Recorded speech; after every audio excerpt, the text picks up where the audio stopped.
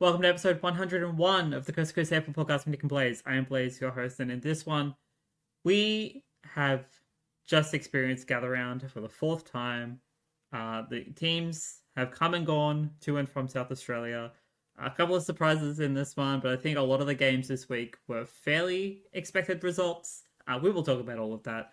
But let's jump straight into it. How are you doing, Mr. Cyrek? Not too bad, not too bad. Despite the, I would say the mixed result there from Gather Round. Couple of really good games, couple of games that, were fairly forgettable. And some pain, of course, for my Port Adelaide boys. It was a bit of a weird one for me because I was heading out to a concert on there. So I watched the first little bit, was pretty depressed. Then I saw Port coming back. Watched the last half of it at a pub TV. Had a decent feed, and just silently swore at the TV until it was time to go to my concert. Luckily, that was very, very good. I saw the band Everything play through an album that they released 10 years ago. One of my favorites from the decade. An anniversary tour kind of thing? Yeah. So their album Get to Heaven. And it was really good. Lads from, I want to say Bristol, but somewhere in England. Okay. And yeah, that was just very solid, had a good time. But yeah, just pulled up a bit sore. I didn't get much sleep last night because getting used to the new bed, as you can tell, house sitting. Yes. For the lovely doggo. He may or may not be on the couch. Don't know if you can see him. He's looking a bit sad. He's always a bit sad for a couple of days, looking for the return of his parents. That's very understandable. That is very fair. For me, I didn't get to watch. There's Doggo. Hello, Doggo. I didn't get to watch too much of the games over the weekend because again, work. I did see most of the Saturday day games and the Sunday day games. They were fairly enjoyable. Obviously, the big one being the Bombers Melbourne game, being the most surprising outcome of the round. If you notice in the background of my camera, you can see some boxes and stuff like right here. I am in fact moving. That's what I couldn't tell you about last week. So my background will eventually change in the next 2 months, give or take. It's a slow move because I'm still technically paying rent here for a little bit longer. So it's a slow move to the new place, but eventually this will all be different, and I will obviously. You'll notice the change immediately. Trust me. I love my new place. It's so nice. Yeah. But yeah. It'll be the first time you've changed backgrounds on the podcast, Paul. Yes. Because every time we've recorded has been here at my place because I've got all of the setup here. As I don't have a laptop, so I can't do a portable setup, sadly. Yeah. Unlike me, who's pure laptop only. Yes. I'm not quite as tech advanced as Blaze. I'm not dual screening anytime. That's true. I got 2 monitors here, and you can tell in which direction I look. But yes, my tips this week. I was so close to 8 out of 9. If I had just not tipped, I tipped Richmond this week. Most would say I probably shouldn't have, especially with the ins that GWS had. We'll talk about this properly when that comes around. But I was so close to a second near perfect round in a row. So close. But let's jump into our first game of the night, our Thursday night clash, opening up Gather Round. Obviously, it's going to be one of the two Adelaide teams, this one being the Crows. They were hosting Carlton, and with a 28-point margin, the Crows win out. 17-12, 114 to 12-14, 86. Yeah, and it was it's fair to say it was a very defense-free contest, especially early. And it was sort of a spirited display by Carlton. Felt obviously by the unsurprisingly, not by the lack of tall forwards. What am I saying? Sorry, I'm saying Adelaide, their tall forwards didn't quite have the dominance that we thought they would. Mm-hmm. Getting done in by small forwards like Rochelle and Keys, both had really big games. And yeah, it was like one of those games where I think it was actually very polite because I think most of us tipped around the 30-point margin, being like, oh, we didn't want to go too. Yeah, I think I went by aggressive. 35, I think. Yeah, I think I was like 33, 32. So yeah, as I said, so everyone got around 10 points of margin. Um, and yeah, I think it was sort of a half glass something I wrote down by the Blues. Strong start. It was followed by, two quarters with a goal each. Mm-hmm. And, as I said, it was very still typical Blues. Like, there was some strong contested work, but still just 1-1 from defensive half scoring for the Blues. So, um, even though it was much better than the last few weeks, uh, it was still a very Blues-like performance. They're going all in on, working in from contests. Their back half movement still isn't around. But to their credit, they also prevented Adelaide, who really aren't using the ball well at all from the back half this year. But it's still just like, maybe not cruising because they're only 2 wins, but they've got some pretty lethal forward half conversion. Mm-hmm. They'll probably be fairly sweet for a while. And yeah, as I said, umpiring apparently in the third quarter. I was only half watching this game while doing my Thursday night streams with my friend. But I saw all the replays and I was like, in the third quarter, there was just like all these semi-controversial decisions. I don't think it really mattered either way, but it was sort of a bit funny, especially considering it was the weird umpiring, arguably, in the opener and the closer for Gather Round this year. We'll talk about that later. Yeah, this was a game that we saw Carlton be a lot more competitive than they have in the past couple of weeks. They didn't really even fall away in the fourth quarter, as they also have been known to do as of late. They actually kept it quite close. Again, pretty much under 30 points for most of the game, give or take. I mean, that's not obviously to say that Adelaide were at fault at any game. Like they had complete control pretty much the entire game. Yeah. Um, Like, it was only an arm wrestle, really, in the first quarter. Like, once Adelaide got that, 6 goals in a row, I think yeah, it was, yeah, they stacked between it up the pretty first and much. second. Yeah, it was pretty much just always at arm's length. But, as I said, like, credit to the Blues, as I said, they at least, I know they had a stop in scoring themselves, but they prevented Adelaide from scoring too much after that Yeah, and you can managed to see in the rope the match margin out. timeline that like Carlton's defensive efforts really stepped up pretty much from second quarter onwards, and the fact that they Yeah. were able to kind of keep it within about the same sort of margin rather than letting it be another full on blowout or even another fall away in the fourth quarter. Like I think that's a big credit to their defensive work rate at the very least.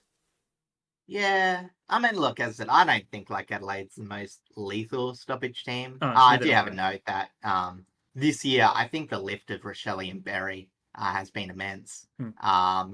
They provided at times sort of the difference that allowed them to score freely, especially in the burst moments in that early second. Um, but you know what I mean? It was still, as you said, it was still very solid for Carlton to at least nullify this contest in times where, as I said, they would just, you know, I guess it's sort of hard because I feel like that run of six, like that for Carlton, could have been stretched over 2 quarters Yeah, and we could have probably been could have. calling them terrible. But, as I said, lapses happen in football. And we're talking about Carlton. We're talking about a bottom side up against a pretty solid side at home. So, as I said, I think you just take what you get. I also thought that Adelaide taking Walsh, was interesting. He actually still had a big game in terms of possession numbers, but zero clearances. Um, it just sort of meant that Carlton were again forced to hack a bit more in centre clearances. Mm-hmm. And, so we're talking about the nullifying, obviously the big rain. I can't remember when exactly it started. I think it might have been just before the second and most of the third quarter where it was absolutely drenched. Which sort of helped Carlton nullify the contest a bit more. As I Yeah, said, in the rain. once it became a wet weather game, it definitely made it a tighter Mm, contest. Otherwise, I think there's a fair chance that Adelaide could have gone up another gear and started yeah, playing a as little I bit more said, deeply and aggressively. it's very hard to tell exactly for what Carlton, like what this result or stand means, but like you can't begrudge them too much. As I said, like a few other teams, I don't really see Carlton as like a low. Okay, sometimes in defensive midfield efforts, they're low effort. That's but Yeah. most of the time they're trying. Like they're trying to make a contest. It just isn't always working. But when they do, it's not like it's absolutely atrocious. They've got a method and a game plan for winning. It's just, as I said, it's very up in the air whether it's going to result in too many wins this season. Yeah, and I know people like, especially over the past few weeks, are saying that like this game was gonna put Michael Voss on the chopping block, if they lost. But Yeah. honestly, I think the efforts that they did in this game against the Crows, who we know are a very good side, even though they're not as good as they were last year at this point in time. Yeah. I think there's definitely a lot to like about what Carlton do look like. It's just the fact that they get very easily shut down in their middle that they need to kind of solve, and they're just not getting the inside 50 entries that they need. Yeah, as I said, like, well, as I said, I think he's exactly the middle. Like, I do actually like the more. It's sort of weird. Like, technically, this is a game where they could have got more congested. Obviously, they took George Hewitt out of the midfield mix, and you know, it's hard to tell whether it like had a huge effect when it's only one game. But they did seem to go fairly well. So it was still a few hack, uh, maybe not kicks, but like handballs and all that. Obviously Patrick Cripps getting a lot of possessions, but 10 clangers. Mm-hmm. Obviously, I'm not going to judge him too harsh considering it's the conditions and you need a few grub meterage. So I think next week's going to be the especially if it is dry or if they're playing with the roof. I'm not sure. They're playing with the G. I'm playing the G, so there's no roof. Yeah, so depending on the Melbourne weather, if it's dry, we'll see how they go against Collingwood. Otherwise, as I said, it's just okay for Carlton. And as for Adelaide, as you're going to mention, good win. Still a bit of pain on the injury front. Yes. Just before I touch on that, though, I have just checked the weather, and the forecast says it'll be a top of 23 degrees, but it's meant to rain. So it's Yeah, probably going to be some wet weather footy Thursday night yeah. against Well, Collingwood. as I said, I mean, up against Collingwood, it's a good chance to let you inside because again, they're a team you can sort of maybe not bully in the inside, but definitely have a bit more of an advantage against. We've seen their inside midfield not quite gel this year, so so that's a bit more proving ground for Carlton. Whereas Adelaide, they just didn't disappoint, which unfortunately, in the terms of this season, is a win for Carlton. Yes, yes. In terms of what they're currently dealing with, that is pretty much a win. But you're right on the injury front for the Crows. The Crows have just lost Mitch Hinge to a hamstring injury. That does not bode well for their current defense because they're still missing Keane. He will be out for a while still. So that definitely kind of shapes up how their transition from halfback through the midfield is going to change. Yeah, because Malira is having a pretty great season, but you know what I mean. It means that if someone pays attention to him, it does provide an avenue where you could try up their ball movement from the back. Like Laird's been pretty quietish, not bad, just not hugely involved. And Michael Annie is again more of that mix between solid defender but can move the ball, but isn't exactly your number one go-to. So Yeah. it's shame. I do like the Hinge and Malira tandem. Hinge being a bit more up the field, Malira being a very good distributor from halfback. So yeah, a bit of a shame, but it is what it is. Also, Lachlan McAndrew, again, continuing his good run. I'm probably going to say it every week. But yeah, as I said, Pitnet didn't do too badly. But, again, another experienced ruckman and another good showing. So just a little final shout out to that, I reckon. No, I completely agree with that. And I'm gonna speaking of rucks, like there's gonna be quite a few rucks I think mentioned this week because there was a lot of really really good ruck battles during gather round, which is very exciting Yeah, actually. some big performances and some concerns. We'll Yes. get to one specifically in a bit. But yeah, as I said, it's yeah, it's always good to see a young ruckman come in to the league. Yeah, absolutely. All right, jumping over now to our Friday night clash, also at the Adelaide Oval, between Collingwood and Fremantle.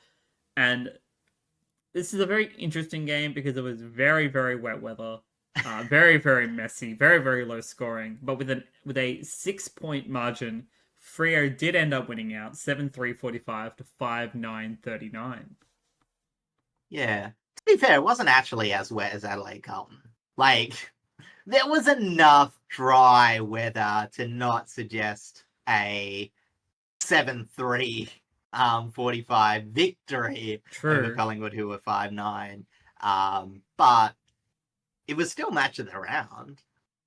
I mean, I don't know, maybe some people thought Saints and Port was the most exciting, but technically this was the best of Gather Round having to offer, which again is a very mixed bag. Doesn't say much I about Gather liked Round it right enough.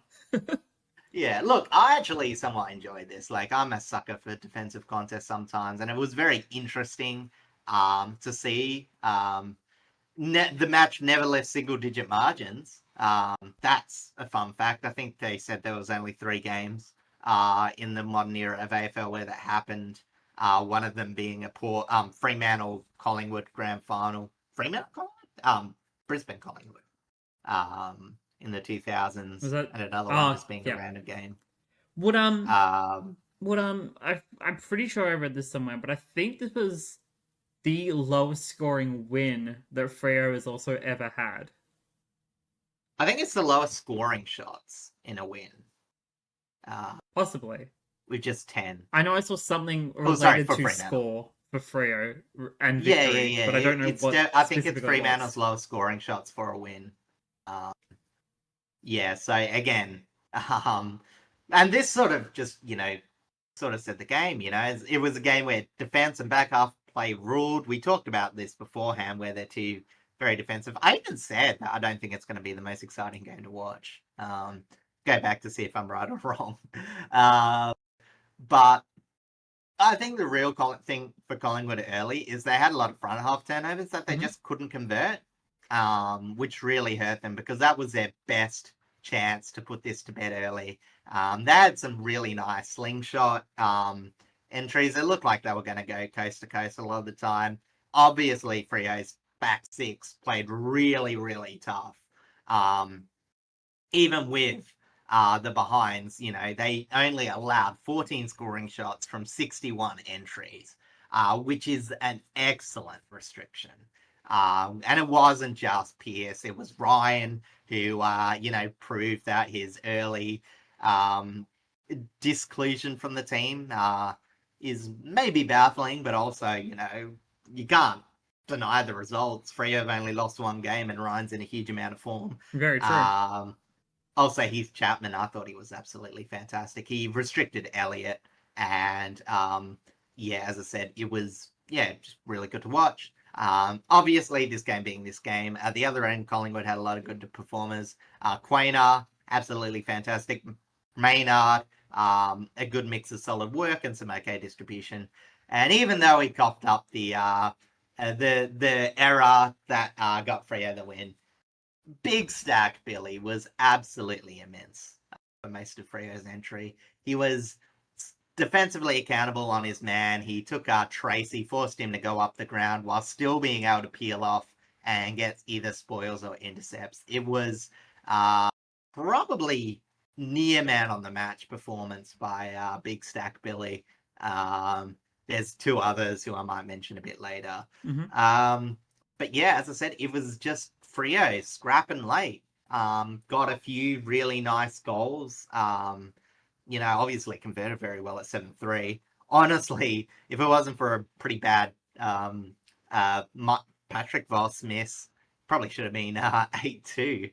But, as I said, it was, really good. Because, as I said, Collingwood couldn't convert the early turnovers in the forward half. And then Freo slot 2 of them. And they get the win. Again, a lot of big performers. Can't say we're talking about big performers. We've got to talk about Luke Jackson. Yes. Who is probably one of the most exciting ruck that isn't Max Gawn going around in the competition right now. If you were to rank the top three best ruckman in the comp right now, would you put Jackson in that top three? Oh, it has to be.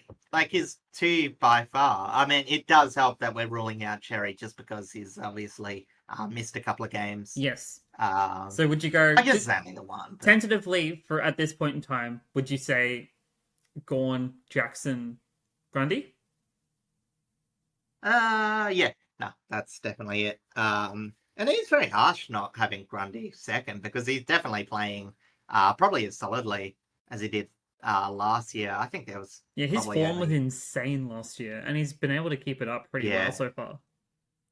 Yeah, well, he was very influential in the Swans victory, which we'll go in a moment. But yes. Yeah, no, it's weird. Like with the ruck rule, we've seen some drop-offs, but as I said, we've definitely seen some really big gains, and it's the ruckmen that are, like we'll say athleticism. I know Gawn isn't exactly a I wouldn't say like Gawn's as coordinated as Jackson or Grundy can be, but he's got a huge tank and is really smart with his positioning, which again that gets him a little step up. He is. He's very much one of those rucks who knows how to play like the hole filler, quote unquote, type of role, where they'll just sit in a gap, and pretty much the ball will just end up going to them like 9 times out of 10, which is kind of crazy to read.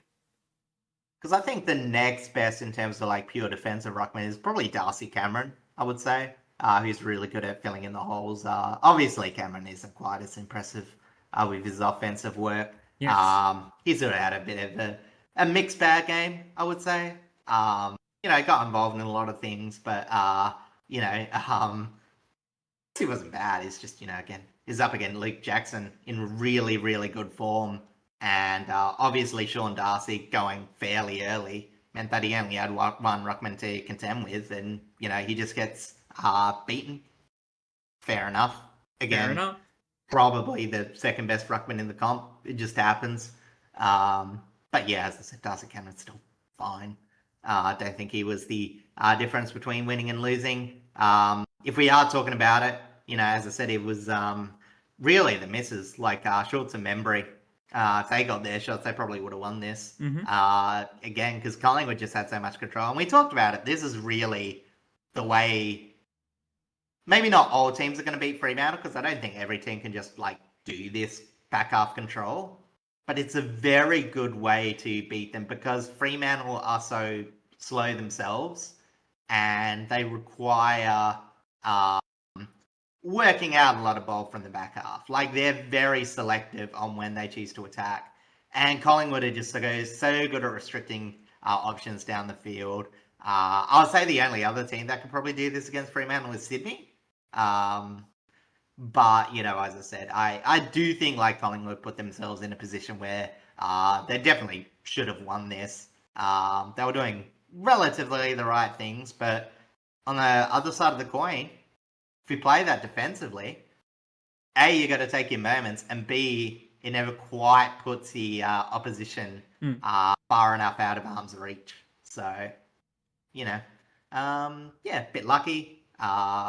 Again, Fremantle maybe also a bit lucky, but, solid defensive half. And I think the only thing I also want to say is the debutant, Angus Anderson. How good did he look in that third quarter?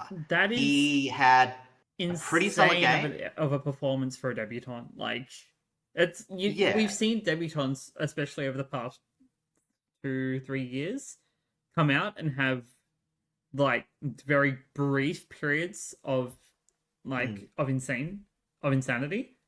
But Angus Anderson in that third quarter, probably best player on the ground in that moment. Like, that is because it was the intercepts he was getting in the middle of the ground. It was some solid tackling pressure. Obviously, ball use might be like his one knock, but in such tough conditions, that was pretty much like an everyone problem. He was just providing a bit of grit and grind that Collingwood's midfield needs at the moment. And, as I said, I think that, it's still up in the air whether Collingwood are going to be like a decent inside midfield team. I think that's the one area where they're starting to blood a few more players. And I think that's good to see because, again, Collingwood, while they are the oldest team in the comp, they are playing some youngsters. They're very much like Melbourne, Yeah. where they're sort of seeing how much rebuild they can get away with not doing, I guess. Like, that would like to be able to not bottom out. And look, the signs suggest that they may They're be trying to do what Geelong does. Is that just... Yeah, kinda. Because Geelong has been good just... for, what, basically over 20 years. And they've never really had to go to a full rebuild. That's kind of, I think what Fly is kind of looking at with this team, is that they're just trying to bring in pieces, whether it's from the draft, whether it's recruiting, to just stay at that competitive level, even if it's not exactly like the team that's going to take you to another grand final. Yeah, exactly. It's just like so hard to see whether they're being successful or not because, again, only the 2 wins, very tough draw, but their season will get a bit easier come the back half. So we'll see. Hopefully, some of these young players can stay. Obviously, Oscar Steen sort of had a bit more of a quieter game against the big Rucks, or Ruck, as I suppose it ended up being, but. As I said, they're playing different people. They're still getting a fair bit of support from the veterans, which is probably a bit of a difference between some of these other rebuilding teams like Carlton. I guess arguably Port Adelaide, and I guess what Melbourne showed on the weekend, which we'll talk about in a second. Yeah, I'd put Melbourne into that category as well. But like, just going on to Freo, like. Yeah, this loss was ugly. Like, the scoreline, not pretty at all. Game itself, game itself to watch probably wasn't all that bad. But, like, the fact that their only real loss is against a team that we know is always kind of really good is a credit to Freo as a whole right now. Yeah, and it's even like, they've got some players that can even fire a bit more. Like, Judd McPhee's had a very meh start to the year. Scary after a good debut was sort of just waned off a bit. He'll probably be dropped and O'Driscoll can come into the side. And Patrick Voss, probably, unfortunately, the worst performer on the ground that night. He's had a very rough start to the year. I think his score is, I think it's either 4 or 5, 13 on the scoreboard. Clearly starting to get beaten by John Amos, who is warming up very well. It's good to see Amos finally start to hit a bit of form. Yeah. Well, as I said, so that's sort of what comforts that. So it'll be interesting to see if they, because obviously we think that Mason Cox is going to come in. We'll talk about the Darcy injury in a moment. But whether they stick with Patrick Voss or maybe they go a bit smaller, because Swiskowski is sort of warming up. He had a very harsh start to the year, starting to get a bit more involved. But yeah, as I said, like, they've got, as much as they've got like players to grow, they've also been playing, smart moves. Corey Wagner on the wing was a really, really good move. I thought that he sort of staved off. I'm not sure if he exactly ran with Steele's side bottom, but like Steele had very minimal impact, and Corey was able to get involved in more of the forward possessions. Jager O'Meara had sort of his best game in a while, where he played inside midfield, but also like he was actually a drifting back inside midfield instead of going forward, and provided some good and surprising defensive efforts. To be honest, I didn't really know. He was always kind of touted as one of those really solid pressure players, but he was just, because of his legs, he was just never able to get like into that position until he came over to Freo. Yeah, well, as I said, I think he's had like enough. I don't say he's like always got his body right, because it's a very slow mover now. Like, he used to be someone who could run at decent speed all the way around the ground, and now he's someone who can move along the ground at a old man speed. But definitely, he's very smart. Yes, yeah, he is. I think he's using that a lot more to his advantage. And yeah, so as I said, like, Fremantle, they're just doing enough of the right things, and you can call this an ugly win, but at the end of the day, when you're a good team, you just know how to get these small victories, get the wins that you maybe shouldn't be winning, and you forget about it during the end of the year. So, Freo, we take them seriously as like a top 4 contender. Again, probably doubts like the real top end. I can't say they're the most informed team in the competition, but they're definitely one of the more dangerous ones. Yeah, And they've absolutely. got some room to growth in the back half, which Yeah, is great signs. Freo is definitely one of the teams that are very much like an underdog kind of aura about them in this top 8 right now. Oh, Great. you say that. I only The say West that will put because of it. the fact that, we look at teams like the reigning premiers in Brisbane, you look at Geelong, you Oh look at yeah, Sydney, the Western Bulldogs. Like, there are very much teams that feel a lot more threatening. Um, yeah. You just whereas expect to Freo are go a bit kind of, further, but whereas like, Freo is just that team that kind of, you feel like is always this kind of in the conversation, but hasn't done enough to prove it. Whereas I feel like this year, yeah, I think this year could be the year they finally get a decent finals run. Whether that results in a grand final or whatever, that remains to be seen, of course. But I think they'll yeah, actually kind of get rid of that hoodoo, especially after what they yeah. suffered last year against the Suns. I still think it's a bit too early to tell because again, Fremantle absolutely beautiful injury run too. Like the last 2 weeks have no forced changes, Hmm. which is pretty blessed to be honest. In football, so again, I think you still got to wait for the last half of the year where if we do see some of these other players grow, you'll be like, oh well, Freo's real contender. But as I said, there's definitely that potential. As I said, I think you just got to wait for a bit of time. Whereas I said, when we know other teams have um, gone into really good back half of the years, as I said, you're talking about your Brisbane's and your Geelongs. We expect that from Sydney just from sort of what we've seen so far and their history with some of their players already being experienced. So Mm-hmm. yeah, it's just about Fremantle just continuing and get some growth into the youngsters, their fringe players. But that's been the most impressive thing is that week by week, some of the players that you've been like, oh, we sort of need them to lift a bit more, have actually been lifting. Yeah, We're talking about your Erasmuses, we're talking about your Matthew Johnsons, Carl Warner, um, you know, players like that, as I said, where we thought, oh, if they're in the bottom 5, they're not that threatening, where they're doing some pretty useful things. they are, and it's really good to see. Jumping over to the injury front, we will touch on the Fremantle injury first. Sean Darcy going down with concussion, so he will miss this week's game. Um, we'll look at the ladder and the fixture at the end of the episode, and we'll kind of discuss whether it feels right for Mason Cox to come in this week, or if it could be viable for them to just play with the singular ruck and just rotate somewhere. I like either a tall defender or a tall forward into that role. We'll talk about that, and then on the Collingwood side of things, Jordan De Goey is also out with concussion, so he will not face Carlton this Thursday night. And on the MRO side of things, Jai Amos was fined $2,000 for rough conduct against Big Billy Frampton, and that is all she wrote.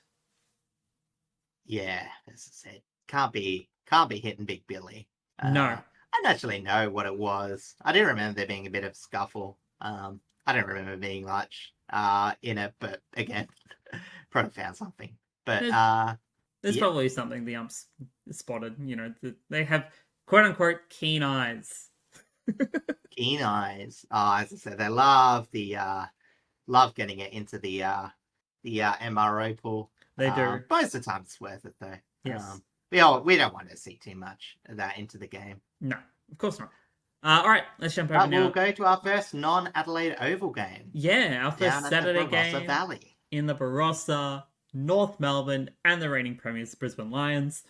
And with only a 26-point margin, Brisbane did end up winning out 13-14-92 to 9-12-66.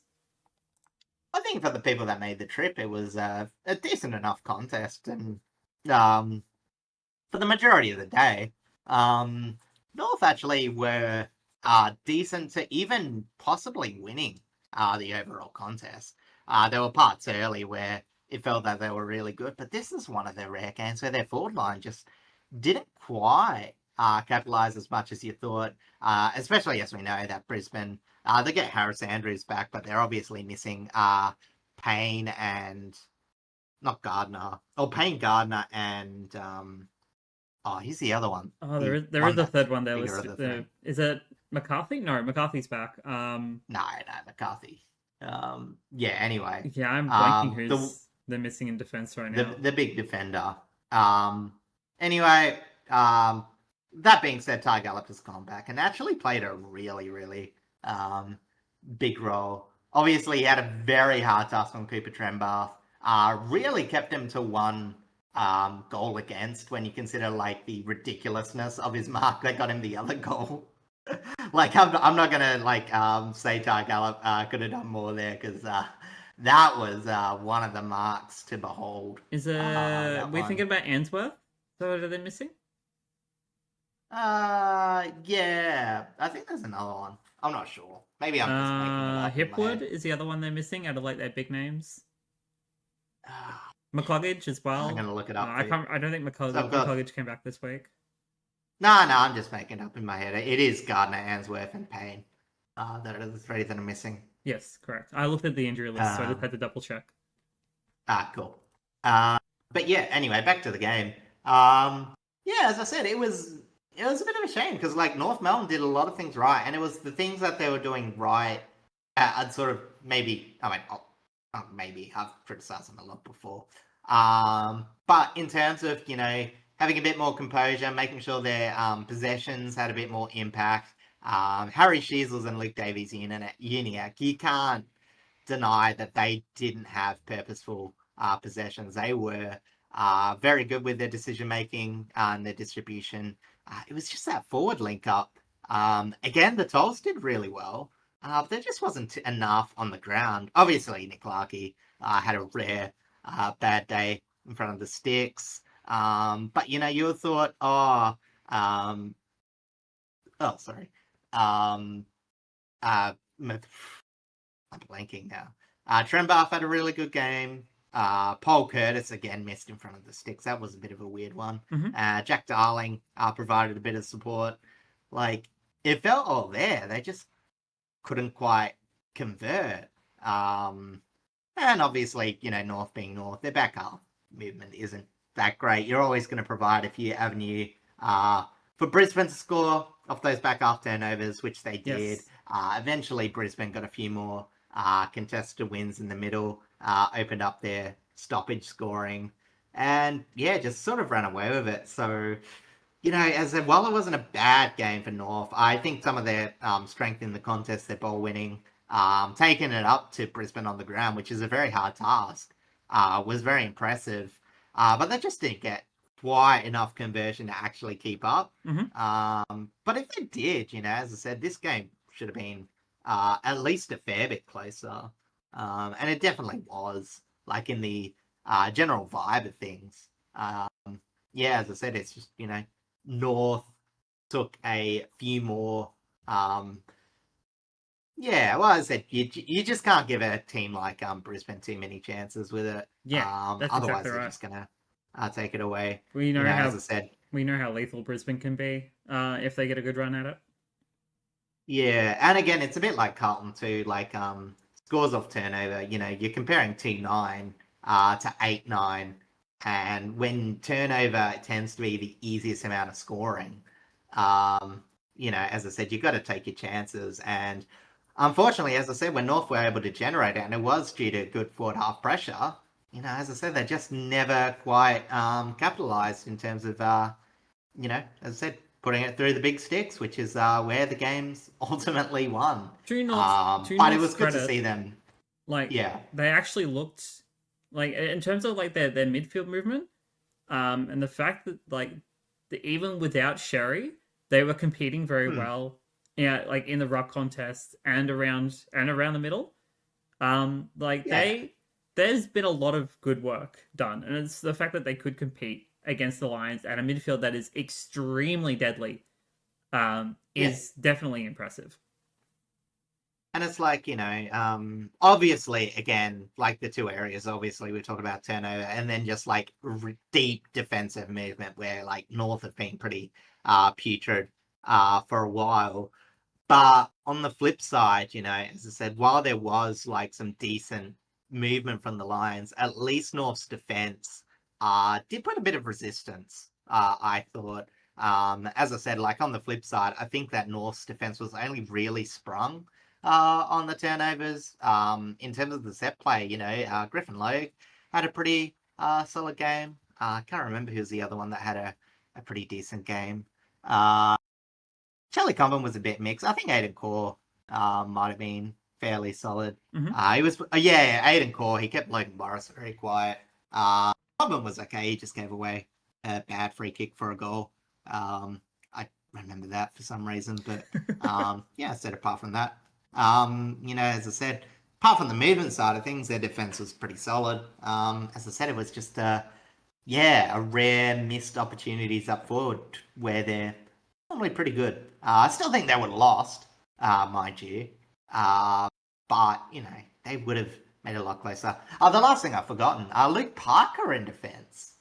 That's really great move. That's a really he had interesting a third quarter move. where he took 5 intercept marks, and I'm not sure whether they put in there. I like the idea of it because he has the height, and he has like a great set of hands, so it's not the worst idea to kind of have him on that half backline as an intercept defender. But it's just whether that's a move that is like a temporary fix for something, or it's maybe just something that's going to be a little bit more permanent because their forward line is like started to develop and gel a lot better recently. Yeah. I think it may be just to open up a few more aggressive ball movement patterns because, we talk about the the Roos defensive core, when we talk about rebounders.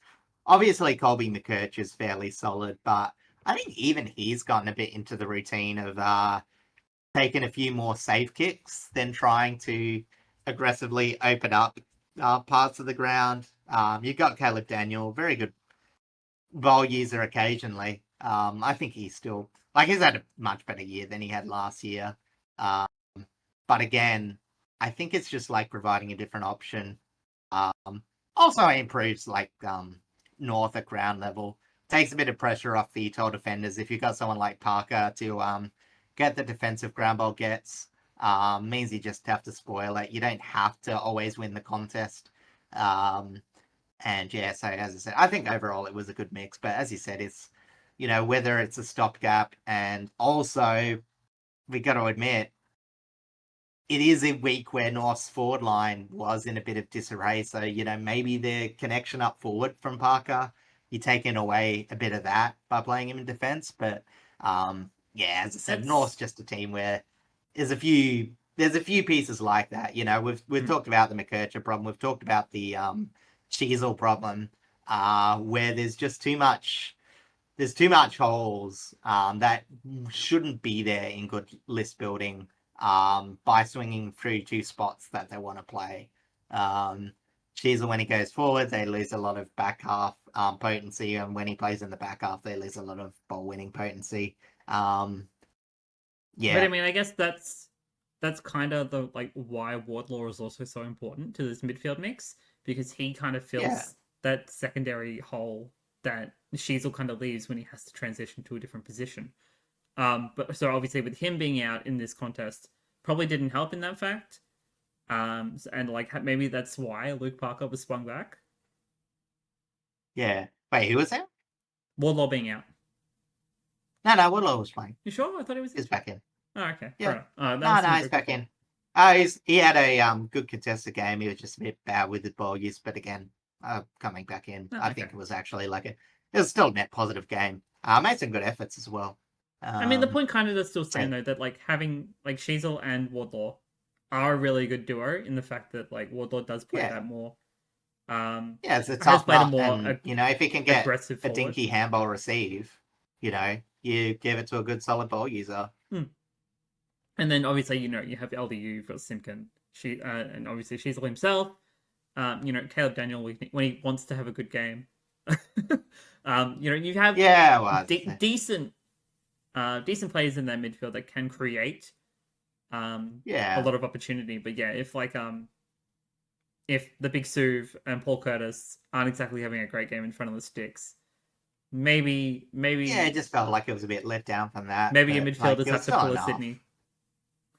I mean, it's not a perfect game. Like, there were still like players that didn't really have much impact. Unfortunately, Callum Coleman-Jones hasn't quite like he's doing a decent enough job He from hasn't what you exactly sort of played expect as him being a ruckman. that many games in like the past 2 years, 3 years. Yeah, as I said, like I can't besmirch him for his effort, but like it's still a net negative.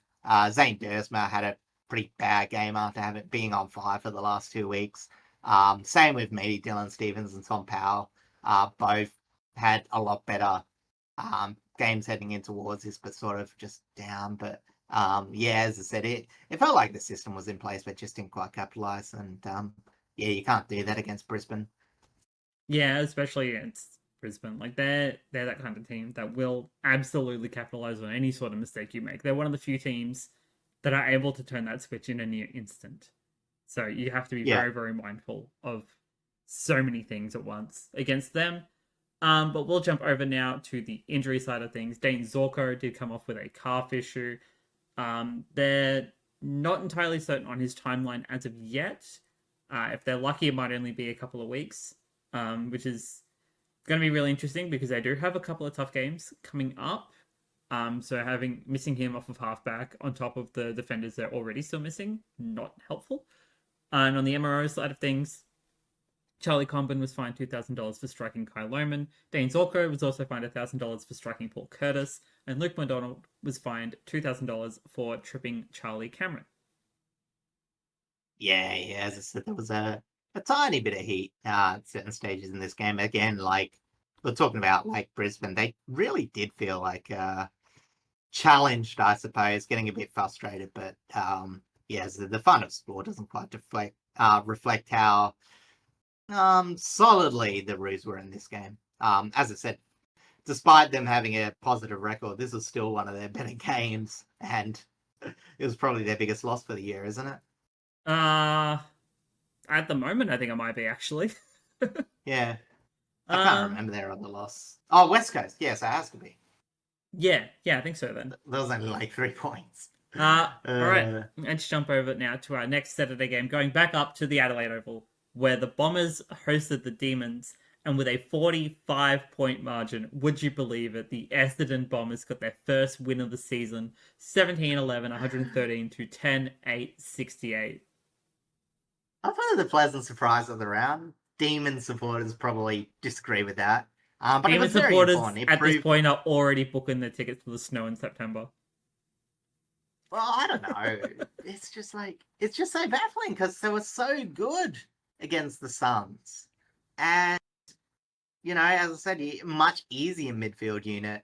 Well, maybe not much easier. I think the Dons have a bit of grip, but, you know, obviously not that cohesive. But then, yeah, the Dons just gave them a football lesson. And it was really important because it proved that the last half of the Dogs match wasn't just pageantry.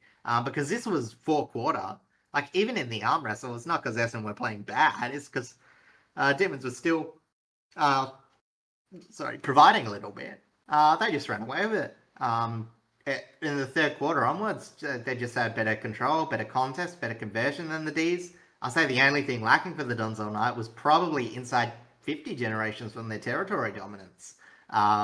You know, it was fairly even, despite the Dons looking a lot more lethal. Yes. And the biggest surprise, I would say, is the Dons' defense gave the Demons a bar. You know, as I said, I thought that Zach Reed, was he playing?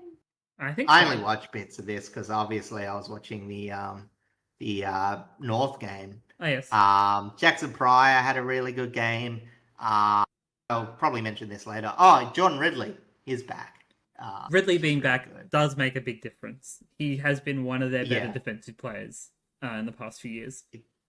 Yeah, exactly. And the biggest story of this match, you know, is a player that, you know, started off maybe the season a tiny bit slow, had a great week last week, and a mammoth game this week. Archie Roberts. Honestly, the bits that I watched, it really reminded me of Nick Martin. The way that he was able to use the ball in the back line. It was by far like I don't know if it's going to be a breakout game, but it was a massive game by him, and really good to see because it's sort of we've talked a lot about the young players for the Bombers and how they've been a bit underwhelming for the last couple of years. There's only been a few that have really stood out. Mm-hmm. Obviously, they've picked out a few that have filled some nice holes, especially when they got injured to buggery. We're talking about your Thomas Edwards, your Lockie Blackistons, Archie Wicks. Mm-hmm. But, they're not match winners, well, at least not at the moment. And they've got a couple because, alongside of him and, adding some lethality in the back half, Jacob Farrow. Yes. Put in a massive performance. He'll probably be in the mix with Anderson for Rising Star this week. We might find out a bit later. But yeah, absolutely huge. I will give some credit to some of Melbourne's performers. Their big three, Gawn, Steele and Pickett, absolutely fantastic. I think some of the other veterans, at least stats-wise, seem to let the side down in terms of competitiveness. They didn't get much from Melksham this game. Obviously not quite a veteran, but Van Rooyen, we're talking about, got absolutely given a bath. Mychek kept pretty quiet. Harrison Petty, just there. And yeah, as I said, obviously heard as well with Christian Salen going down relatively early. Yeah, losing Salem very early, I think definitely changed the tide in how Melbourne kind of functioned with their transition through their midfield. But to their credit, Steele and Pickett are still having a fantastic season so far, all things considered. Gawn as well, but Gawn normally is rarely beaten in anything. Mm. That's why he's the best ruck in the competition. But Essendon's young players, they may not be superstars. They might just be role players, but damn are they playing their role really, really well in this game. Yeah, well, as I said, when you give them some structure around it, we've seen the difference with Archie Wicks, who's been very spotty before that. But, you take a bit of pressure off his disposal and, he starts to live, has, a lot of impact. And all of a sudden he's got, 5 score involvements, a decent amount of possession. I say the same as Isaac Kako, who's been, sort of begging to be involved in the forward line, hasn't quite been able to get it. But when you have such more even performances, he's able to work some of his magic. He looks a lot better. And, as much as, people talking about Brad Scott in the hot seat, putting Peter Wright in the ruck, respecting Max Gawn, not putting Lockie Blackiston up to slaughter. Because I think he, as I said, I think Blackiston's done a reasonable job from what he's been asked to do. But you just couldn't be putting him up against a body like Gawn because, when he has the wits advantage, he does really well. But you add body in that mix and he's absolutely lethal. Yeah. And Peter Wright, while he didn't win the contest, he was able to get involved in a decent amount of play and provide some positive scoreboard impact, despite obviously being taken away from the deep forward line. Do you think that he, or at least until they have some sort of actual number one ruck come back, probably Nick Bryan, do you think he just takes the number one ruck role for the time being and just rotates with Blackiston? Or do you think it's just going to be opponent dependent? Because I think Brian's actually playing in the VFL now. So it shouldn't be that much longer. So, I mean, honestly, I don't know who they have next week, but I imagine Brian won't be back next week. They have Gold Coast Suns. So you're up against Jared Witts. You'd probably want another bigger body to go up against Witts, thinking about it. Yeah, he's in a bit of down form. So I'd say you probably give him a few more centre bounces in terms of Blackiston. But, as I said, as I mentioned, he makes the defense a lot more rounded. Is very useful as a defender. And, as I said, so if he pinches, you just might give him a few more. Obviously, the biggest thing is if the Dons lose right. You know what I mean? It is still a gamble. It worked off this week. And I think the Dons needed this win just to stop a lot of rot. But, their forward line stocks is pretty dire if they lose right. I know he's not everyone's favourite player for the Dons, but in terms of just pure positional play, you sort of need him. I completely agree. So, He's kind of that big focal player for them right now in their forward line because like Langford isn't really doing much, and then you got all of your younger forwards who are still very much yeah, inexperienced and are going to get yeah, very as I much said, beaten like, by better defenders. At least at this and point Nate in time. Caddy, as I said, you can almost count him as a tall forward, getting very involved, but still just a bit behind in conversion rate. Hmm. So, as I said, I think you just need that consistency. Uh, yeah, it's funny though. I saw Langford and apparently he pushed up a lot more, which again was interesting. I can't really comment on that play again. I didn't watch the game. I definitely didn't notice enough in the quarter that I did watch just to see how different Essendon was. But yeah, so again, I think that was good to see. They're starting to move the magnets, not accepting that, players just completely going out. And they got the maximum result from this game. Whereas, the Demons just sort of, again, I'd say it's just sort of maybe not a one-off. I don't think their youth and their experience is like fully integrated. We've seen when the best side of it's come out. But I think this was also sort of like the Freo game where they didn't quite have the poise when the traffic's going against them. And it was probably a bit disappointing to see them whimper out at the second half, to be honest. Yeah, it's a little bit disappointing to see that these kind of just fall over a little bit and then like allow the Bombers to kind of take control of the contest.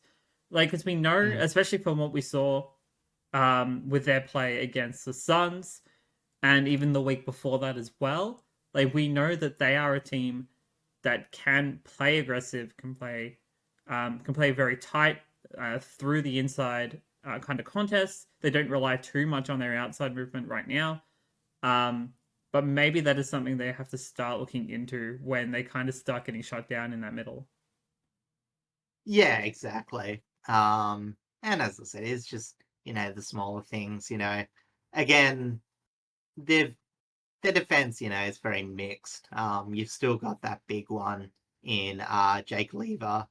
But you can sort of tell, the support around him, he had Disco Turner, he played a fairly good game, but there wasn't really anyone else that um seemed to be, well, I guess there was just a bit too much space for Essendon, really. Again, for a team that's not exactly known for their entry, some of their goals were very easy. So as I said, I just think there's a few, there's a review that needs to happen. They need to tighten a few bolts, but like, you just, despite being the second oldest team in the competition, they've definitely got some kinks that they need to work out. But I'm not too worried about them. Like, I'm No, not saying, oh, Melbourne are a bunch of frauds, their record's overinflated. It's just Melbourne were always going to be this middling, inconsistent team. They played above their form, and they just had one bad loss. If it happens next week, it's concerns. This week, the Dons are trying. yeah, They got some reward, and they deserve it. yeah, I completely agree with that. But yes, as we had mentioned on the injury side of things, it's only the one with Christian Salem ankle injury, which probably does rule him out for a couple of weeks. And on the MRO side of things, Jake Lever was fined $1,000 for striking Tom Edwards. But like otherwise, like this game, it's it's probably a very weird game in general, just because no one was kind of expecting the Bombers to come out like this. But on the other Mm. side of things, like it's a huge congratulations to them at the same time because Yeah. they finally got the monkey off their back of like being not having a win since like Dreamtime Oh, it was last Gather Round year. last year, wasn't it? No, it was Dreamtime. Oh, Dreamtime. Yeah, Dreamtime okay. against Yeah, Richmond. later. Um, yeah, like that was the last game that they won, so they finally got the monkey off their back there. But Mm.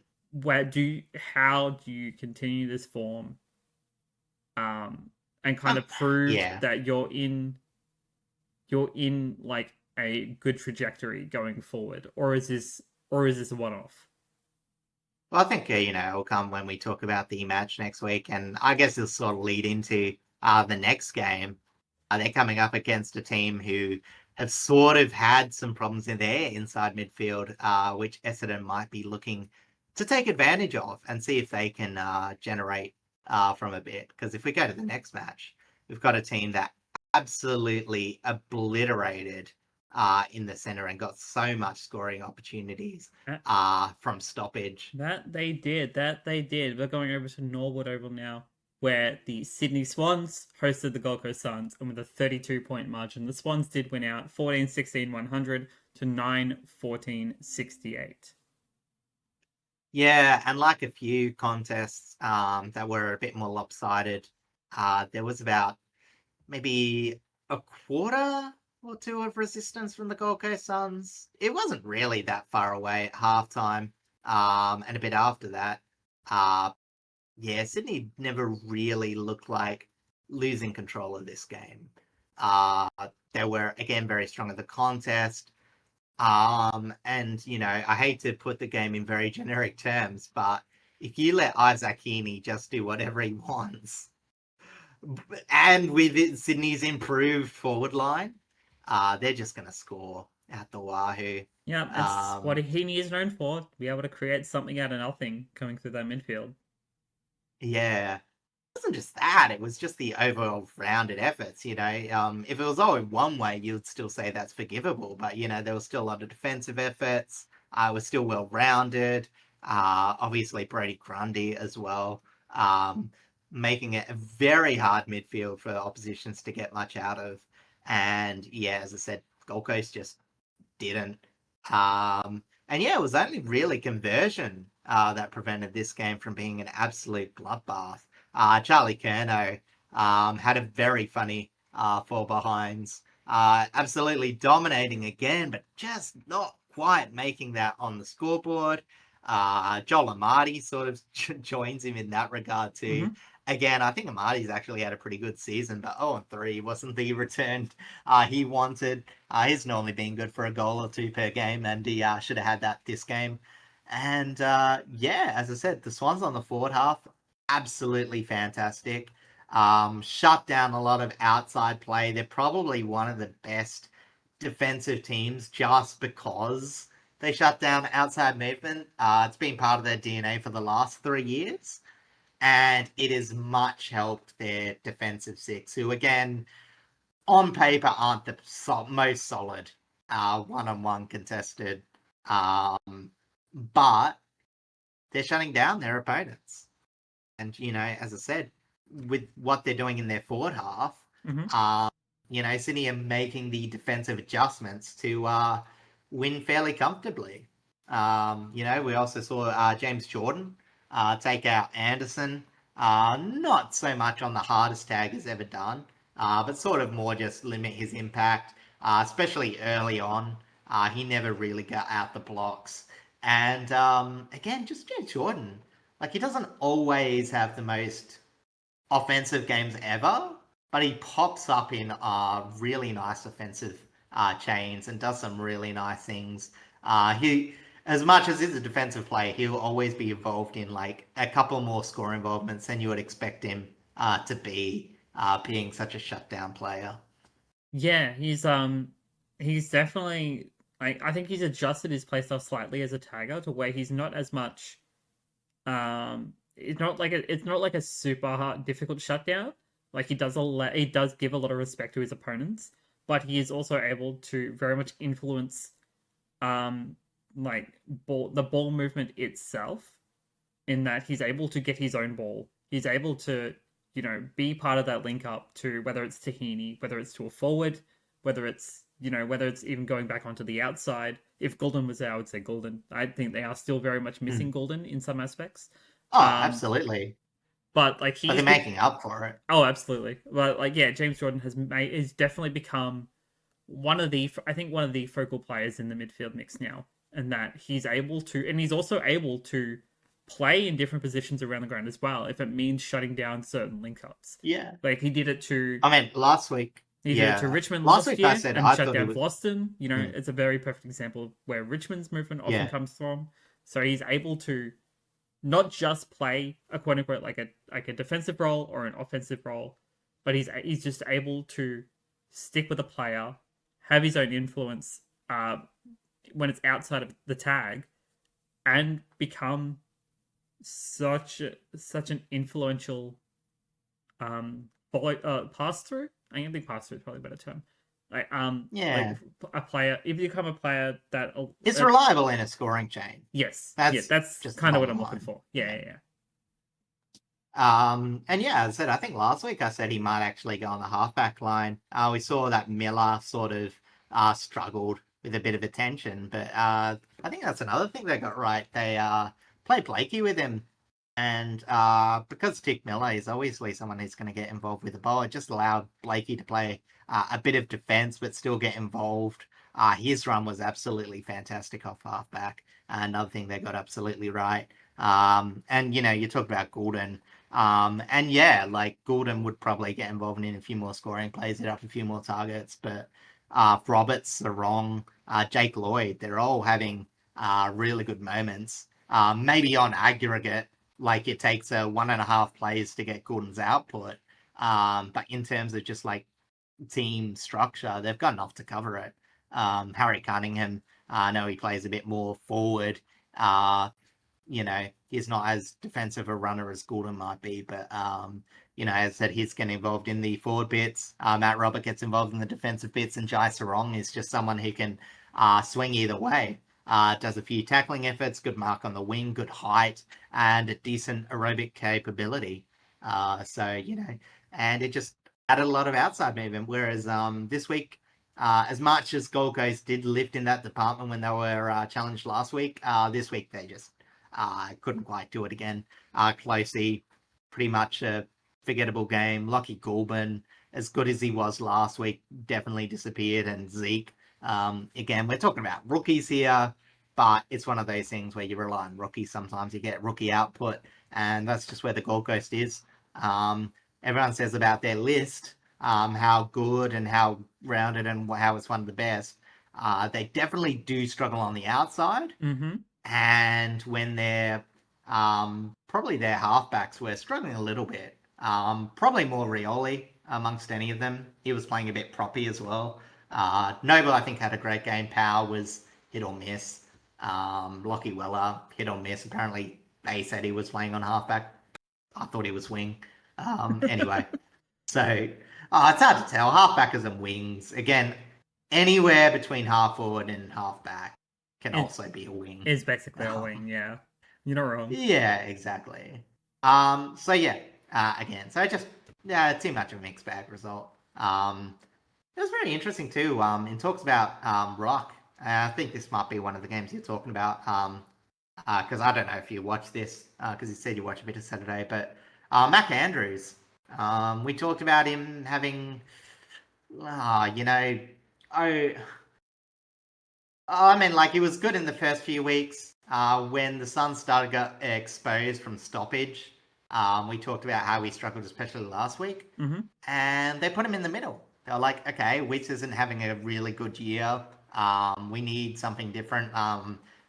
You know, as I said, they were getting absolutely towed up by Brody Grundy, so they put him in the middle, and you know what?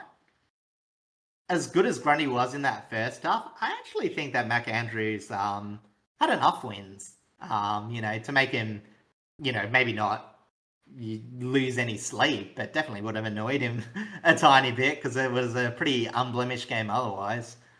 Yeah, it's definitely an interesting thing to consider by putting McAndrew in the ruck because it does take away a little bit of um your defensive utility because he is one of their Yeah, key defensive players. I But just if he's think able to have a different influence in shutting down the influence of a ruck and like trying to enable your midfielders to actually get clearances, um, like that's I think that's probably the better kind of influence to have, especially when you're coming up against a ruck like Grundy, who is, yeah, as we've I talked just about think you've got before, to one of the best rucks in the comp. yeah, you just got to treat Mac Andrews as a offensive minded player first.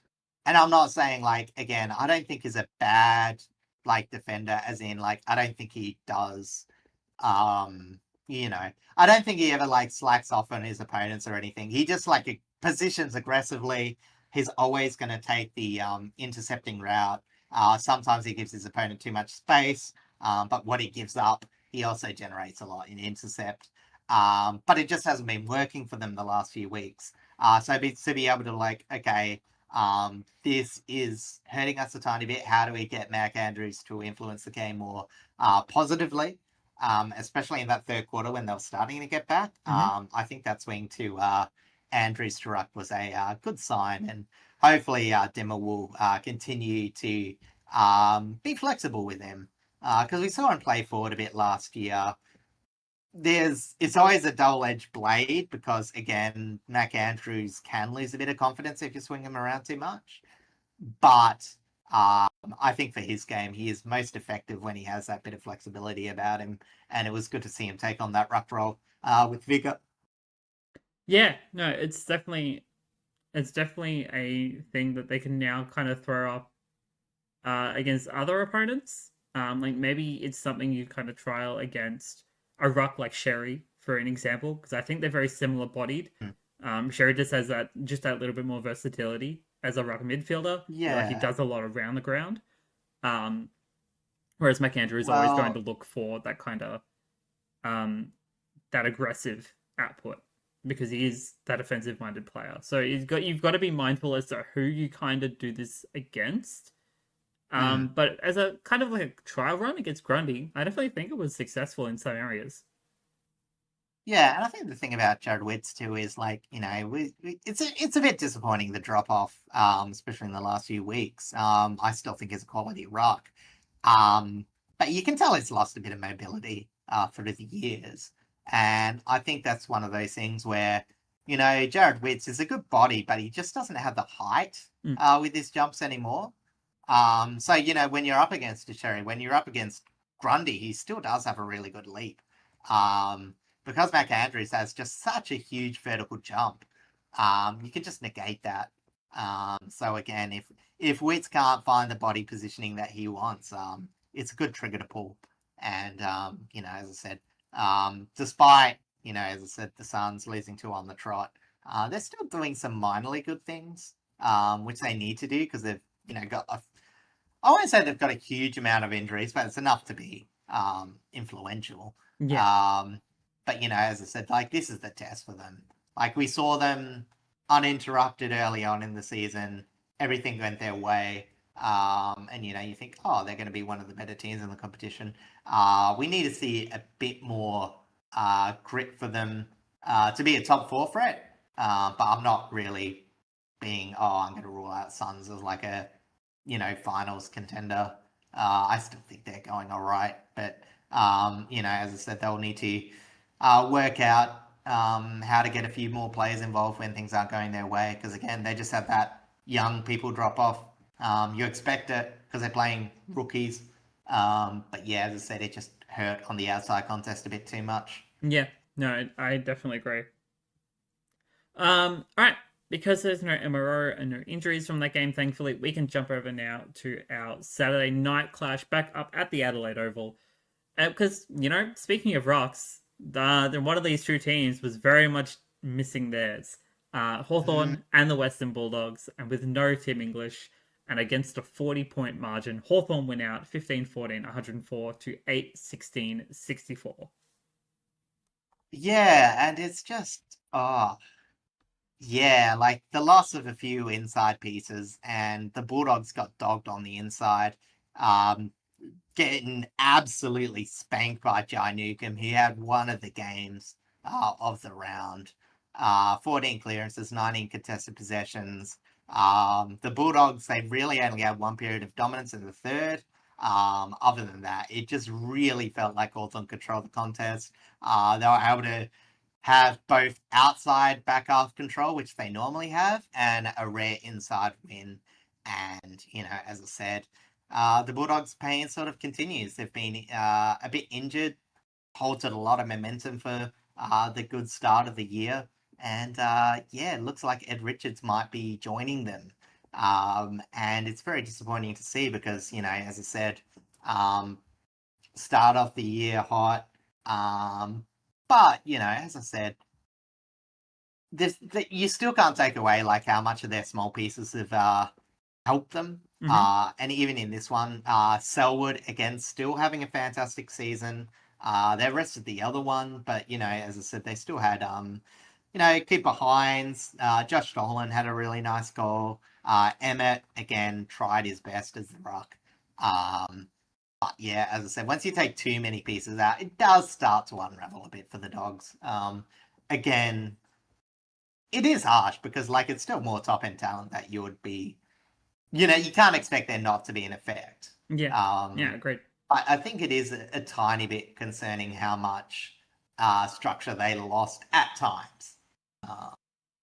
Yeah, and as I said, I think the other big thing was again Rory Lobb. They needed to play him in the ruck, and they needed him in defence, and he can't do both. Correct. He cannot do both, and that was a running theory that I kind of had going into this game.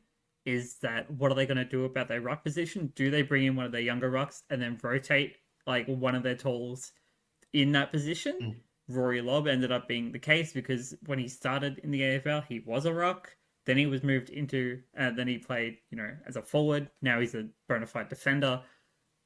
Like, if you take him out of the defense when he was originally put in the defense because their defense was so bad and they needed someone tall down there. If you take him out, your whole defensive system is kind of going to crumble because he became that kind of key factor down there. And yeah, you've got your Buku Kamas who has been progressing really, really well. Like you can't, and you've got O'Donnell who's been consistent over the past few weeks. But Lobb is that key player down there. And if you take him out because you need him in the ruck, he can't go back down there very quickly and stop the clearances if the ruck contest is not favourable. And you say, because it's not just his defensive effort, he is the glue. Because, as I said, your most experienced defender back there is Buku Kamas, who, again, we've seen some growth in him, and I can't, he had a bit of a quiet game, but I'm not going to absolutely knock him. Jack Gunston, really good form, very smart player. Yes. Took his opportunities, but it's not like he had a zillion possessions. So, it is what it is. But, he's not leading a defense. He's not, in a moment of panic, he's not making the finger points and, getting players into position. And even James O'Donnell, he tried. But, as I said, the Dogs just aren't designed to lose midfield contests. And that's where the bottom line is. They lose the clearances by 10. They lose so many score. What was it? Score from stoppage 8-4 to 2-9. Mm-hmm. It's gonna put a lot of pressure on their defense. And whilst the Hawks aren't always that lethal, they definitely do. They can get a run on if you let them. And as I said, Jai Newcomb, absolutely fantastic. And it complements really nice on the outside because Ginnivan, D'Ambrosio, Dylan Moore all had fantastic games. Connor McDonald as well. Yeah, no, Hawthorn kind of made it. I wouldn't say they made it this a statement kind of game because we already knew that they were in really good form this season. But I think it just showed more so how vulnerable the Dogs are, especially when they don't have a key ruck that can do most of the ruck work on their own without minimal rotation. That's why Tim English is so important to this team. To be fair, they were also missing Libba, and I know Libba does a lot of that heavy lifting as well as a rover, which is probably a part that they were also missing. Ed Richards going out early, also not helpful at all. And the Bont and anyone else, Kennedy, and anyone else who wants to step up in that moment, they can't do all of the work. That's why these link-up players are so important to them. In terms of the forward line efforts, though, I don't think... 8-16 doesn't look great on paper, but, it's still scoring shots. Exactly. They're still taking them opportunities. They're just not converting well, and we've seen that time and again with every team, realistically. Riley West really should have finished the game with at least 2 goals. But, agreed. It's definitely one of those things where I think it was just that third quarter there. Because again, the Bulldogs being the Bulldogs, because they're based off forward half pressure, like a lot of those behinds were creating more behinds. So it was like one of those things where I think it was a bit inflated, their scoring shots. As in, if they scored goals, they probably wouldn't have generated as many scoring opportunities just from how their clearance work was. But it definitely did give an indication that the Bulldogs had a bit of control back, at least in parts of that last half. Yeah, I completely agree. On the Hawthorn side of things, though, like again, they look really good. And the fact that like even though, like even up against the Dogs' forward line, Hawthorn's defense like stood tall as it has been for the past few weeks. A lot of that credit goes to Sicily, to Battle, to Barras. Like they've all done some fantastic work. Fantastic. And Weddle providing the offensive spring. Yes. And the fact that like D'Ambrosio's back in form as well, as you had mentioned, like that's good to see. Because they've missed a little bit of that run off the wing. And the forward line as well, even though they've just lost Scholl maybe for a couple of weeks with a hamstring issue. I still think that Hawthorn are in a fantastic position this early in the season. You know, you've got both Ginnivan and Watson firing on all fronts. Jack Gunston still winding back the clock somehow. Dylan Moore. Mitch Lewis has been in great form. Yeah. I know that Cal Shadir is sadly pushed down in the pecking order at the moment in terms of their younger forwards they could bring in. But, you know, Hawthorn have options, at least for their forward line. Yeah. They have options because they're a team that has played a little unconventionally the past couple of seasons, and it's worked out. Yeah. So it'll be very interesting to see what they do a couple of years ago. Control. How they were relying on Cal Shadir, who being such a young star, for scoring generation. So at least this, you know, is showing that their variety in scoring has improved a lot. Yes, and I think a lot of that credit does come to Gunston's leadership and the fact that he's been able to create so much in that forward line, despite the fact that he is 9 times out of 10 the oldest player on the field. Yeah, exactly. On the injury side of things, as we have already mentioned, Abiy Ochol going down with a hamstring injury. That does take him out for probably a couple of weeks. And also the Ed Richards ankle injury, which happened very early in the game. There's a fair chance he'll be out for a little bit as well. It was only a rolled ankle, so it might only be like a 1 to 2 week kind of thing. But they're definitely going to keep a close eye on him because he was a laid out in last week's game as well. Did they say it was an ankle? Yes, it is. After all that. And this one, it is, as far as I'm aware, an ankle. But because it looked like a knee. Because it looked bad, like it was going to be for a while. So Match Report says an ankle. Said that it's so either the Match Report's wrong, or something else. I've only looked at the Match Report, so I can't confirm too much. Fair enough. And then on the MRO side of things, both Connor Nash and Marcus Bontempelli will find $1,000 for contact with an umpire. Surprise, surprise, still happening. Yeah, exactly. As I said, it was disappointing because Ed Richards obviously came back. It was like the one upside, and then, you know, it was probably one of the better players on the ground, and that's it out. So, yeah, it's going to be tough for the Bulldogs. They'll be struggling for a few weeks. But it'll be a good test for them. Again, we've been asking if they've well, as I said, they've ticked all the boxes for the first half when they've had everyone available. But, you know, as I said, every team gets challenged a bit by injury and all that. And, it'll be a challenge for Bevo to get them fit and firing. But, again, up against Hawthorn, probably not to be. It's just a bit of a shame because, I think this is a game where most people would have centred their South Australia experience around. And it just didn't quite live up to expectations. Yeah, this would have been one of the biggest games of the round had the Western Bulldogs been at 100%, essentially. Yeah. Anyway, shall we go on to the Sunday games and we head to Norwood Oval? We do start at Norwood Oval with Geelong hosting the West Coast Eagles. And, you know, despite their Miracle 2 wins early in the season, Geelong did in fact bring them back to ground, even though they did get a loss last week. Geelong definitely kind of made it a little bit more of a statement. With a 46-point Yeah. margin, the Cats do win out 17-20, 122 to 11-10, 76. Yeah, and it wasn't as bad as last week. Even, with the, what is it, 37 scoring shots. Mm-hmm. Um, in terms of the general contest, it was okay. I watched a tiny bit of it, and well, they were thoroughly beaten in the second quarter. They just, when they started getting away, I sort of, get out of it. I think that the Eagles sort of lacked a bit of polish. Weren't really committing their occasional ball wins too much, and Geelong were absolutely, lethal, especially at halfback. With games, big games from players like Holmes.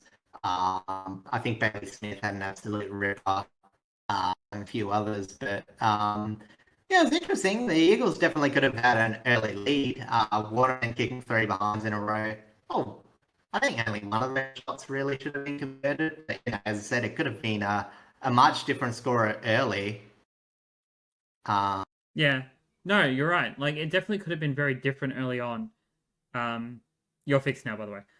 It definitely could have been, very different early on had Eagles able to continue to quell, like Geelong's movement. Like you can see in the timeline that pretty much up until halfway through the second, it was very neck and neck. Like the West Coast Eagles were doing very well at shutting down Geelong's movement. Norwood Oval is like a much more narrow oval than what most teams are kind of used to playing on, especially Geelong. I think it's slightly narrower than Goomba Stadium. So the Eagles being able to really shut down their ball movement is an absolute credit to the work rate that they have that they've been working on over the past few weeks. But just at the end of the day, Geelong are a well-coached team. They're full of experienced players who know how to deal with this sort of situation, and their adaptability is almost second to none. Like, eventually they were going to find their way out, and they did, and it just opened the game wide open. Yeah, exactly. And it was very interesting because, the avenue that Geelong also had to win, as I said, they were still fairly solid on defensive half. Didn't always convert. Apparently the Eagles actually outscored them 5-8 to 7-4. So, a few too many behinds from that. I was sort of looking at defensive half to score sort of thing. But anyway, but yeah, as I said, it was more the clearance dominance, and obviously the Eagles, especially when Robertson sort of went down. Not the biggest clearance winners. I think that the biggest clearance winner was BJ Williams, who again had a weirdly fantastic game, despite obviously being on the fringes of things. But as I said, it was I think, again, being typical Geelong, they sort of allow their oppositions to get a bit of movement if they think they're going to outscore them. Mm-hmm. And, we saw West Coast did try to make the most of it. I think there was a few bright spots in Shanahan, Robertson, Willem Dersma especially. He continues his great start to the year. But yeah, as I said, I've made the point. BJ Williams was the highest champion data player for the Eagles. Interesting. Despite only getting one hit out to advantage. So it wasn't even purely his ruck work, even though he was up against the younger Edwards and Sam de Koning occasionally. So, yeah, good return, I guess. Is not the most lethal player going around. But, 5 free kicks, 17 contested possessions, and 7 clearances. Not the worst stat line going around. No, it's definitely a fairly clean stat line, to give him credit. Yeah. It was good to see Zane Dersma, I think that's the correct one, have a really solid game. No, Willem Dersma, sorry. Willem Dersma. Oh, Willem, yeah.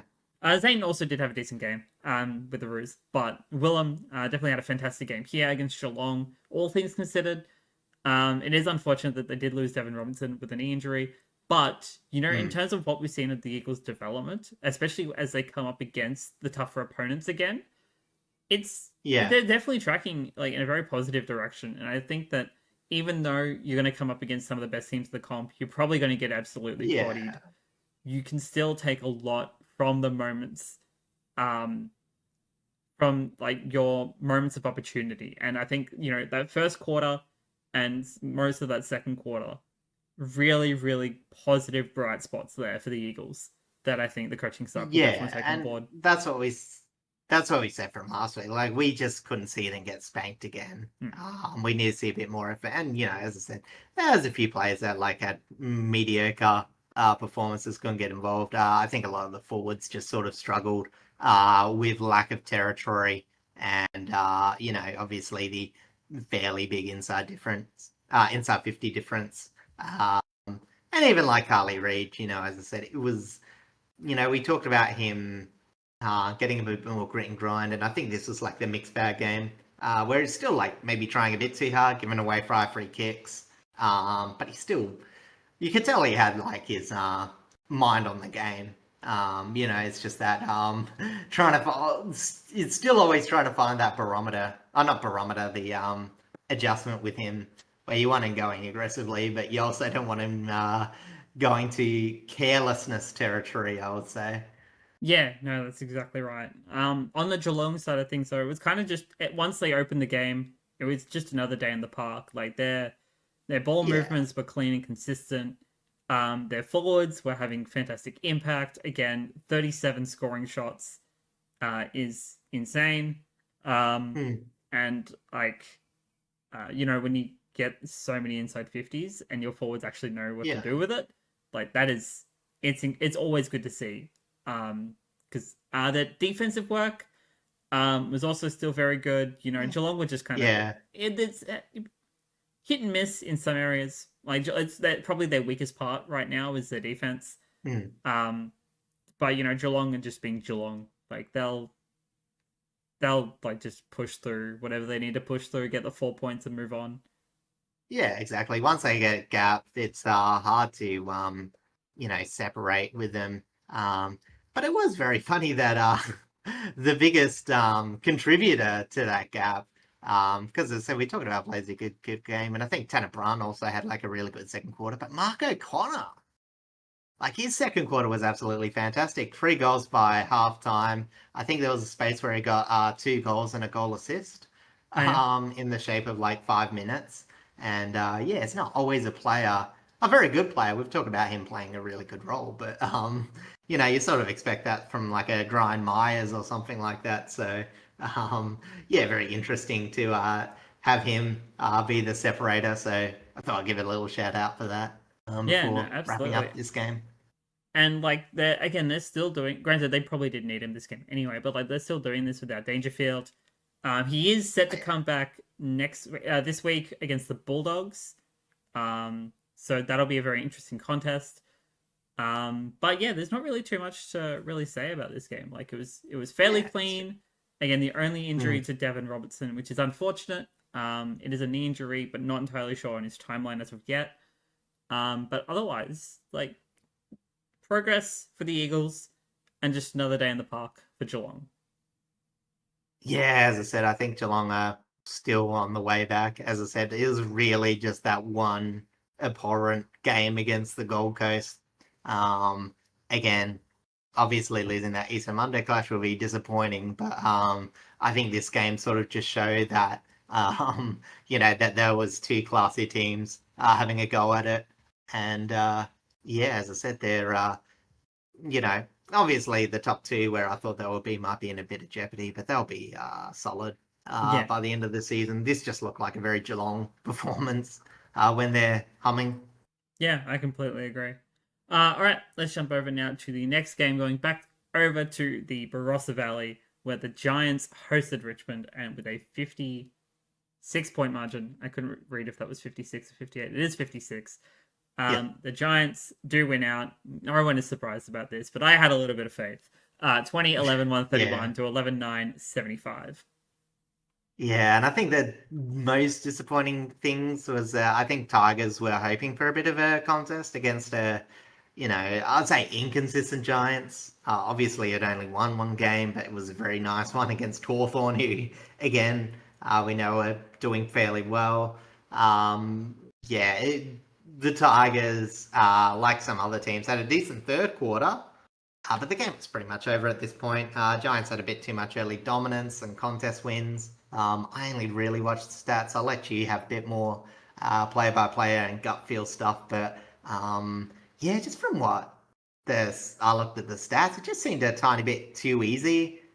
We know Richmond defined themselves as tough at the contest at lacking polish a bit, but I think all evidence suggests like that bit of their game's taken a bit of a step backwards. Mm-hmm. I know sometimes the power's going to break just because they've been shuffling around so many young players, and it's been affecting their consistency. But yeah, it just meant that GWS had so many matchup wins around the ground, and that's going to lead to 2011 when you got a fair range of good forwards. Obviously, the good signs from the stats are Lafau kicking for, Hayes Brown getting a few good centre clearances.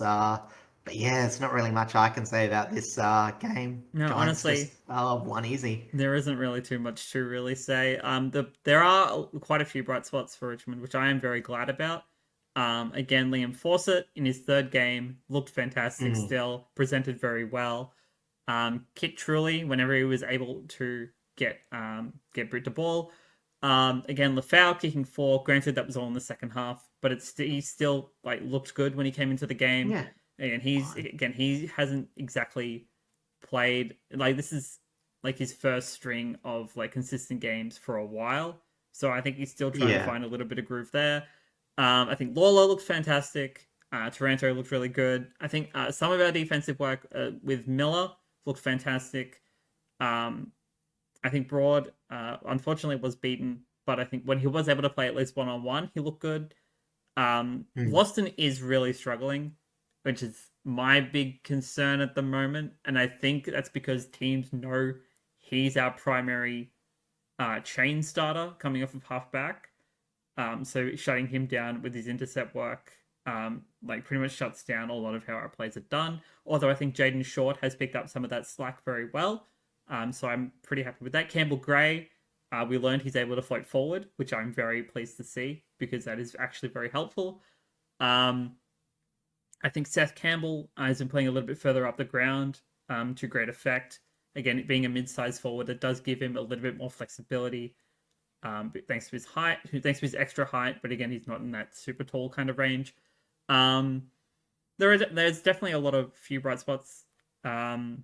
I think Tom Brown had a decent game. Sam Banks had a decent game. But again, it's just trying to string all of that together consistently is what we're still very much struggling with. And I'm not expecting full consistent four-quarter performances for a while yet. On the Giants side, I think they looked really good with bringing, especially because they got some of their key-ins back. Like Buckley looked fantastic. Brent Daniels feels like he hasn't even missed a game, honestly.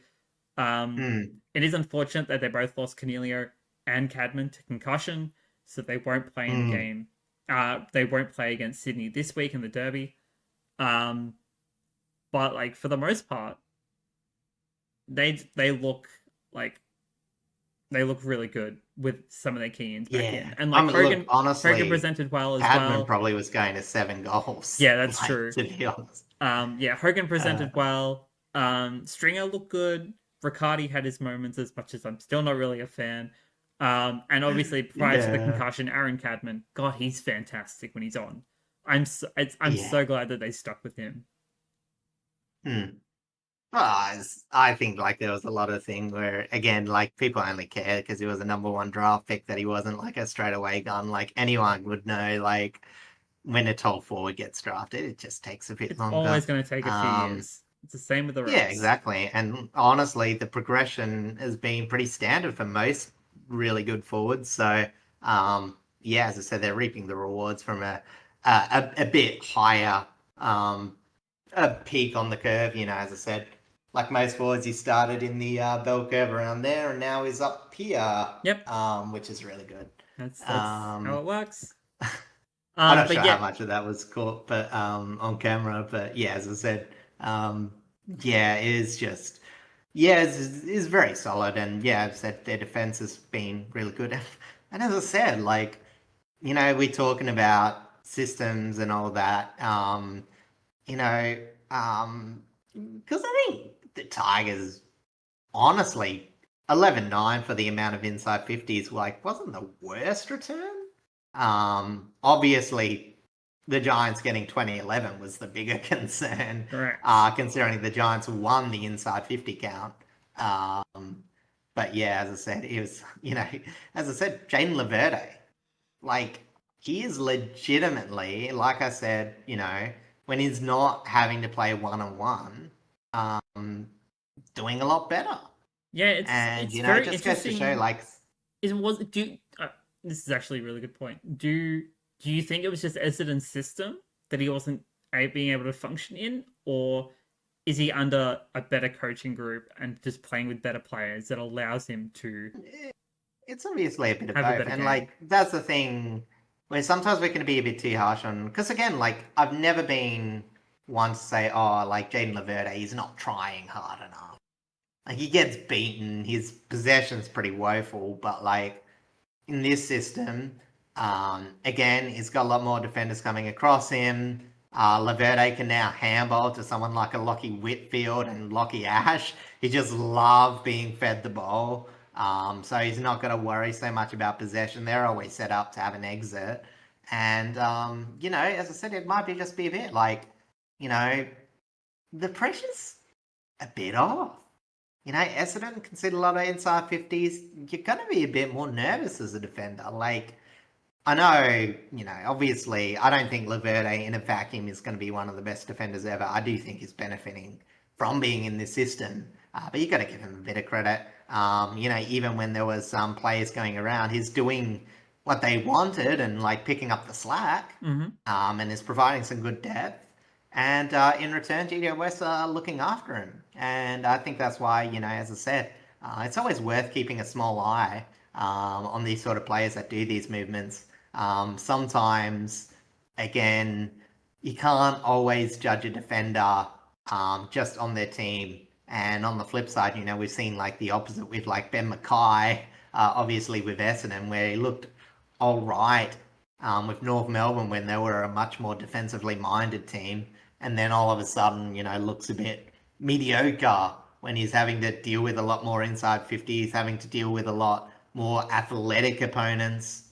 And it's always just interesting to see that play out. Yeah, it's always very interesting to you look at a player who's come from a team that isn't doing very well, and you kind of slot them into a team who has kind of a better system, and it allows them to flourish a bit more. And I feel like that's something that Laverde, I think, is really, really found a lot of promise in, is that he's in a better system, one that isn't super riddled with injury. Granted, Giants still have a fair amount of injuries right now. Oh, yeah. But like he's got enough of a support system there to where he's able to start playing more consistent footy, which is something he's been really lacking a lot of the past few years. Yeah, and I will give a shout out to Connor Idan because he is the big dog back there. Well, as I said, Buckley returns back, and they've still got I know the name. I just want to see you think of it. Well, there's a good West Australian boy too. Need some Sam help? Taylor. Yes, Sam Taylor. Yeah. Okay. Cool. Well, Sam Taylor's still out. And we're talking about like Ibuku Karmas versus Idan having to take hold of the defense. Like Idan knows the system. He's able to get players in the right position. He's able to position himself in the right spots. And that's what good system is.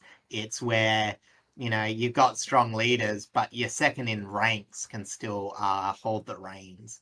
And as I said, that's the difference. And obviously, it's unfair to compare the Giants' defense against the Bulldogs. But as I said, that's why. And we've said like I don't think the Giants are like that defensively a great team, even though they've got good defensive players this year. But you can see where it can come together a bit more. And they sort of need to, because again, they can still lose a few midfield contests. Not so much this week, but yeah, just in general. Yeah, no, it's definitely possible for them to still be quite vulnerable in certain areas. But if they're able to kind of do what they did here and create kind of essentially something out of nothing in terms of like their midfield output, because again they're still missing Yeah. such key players in there. It goes to show that system still works.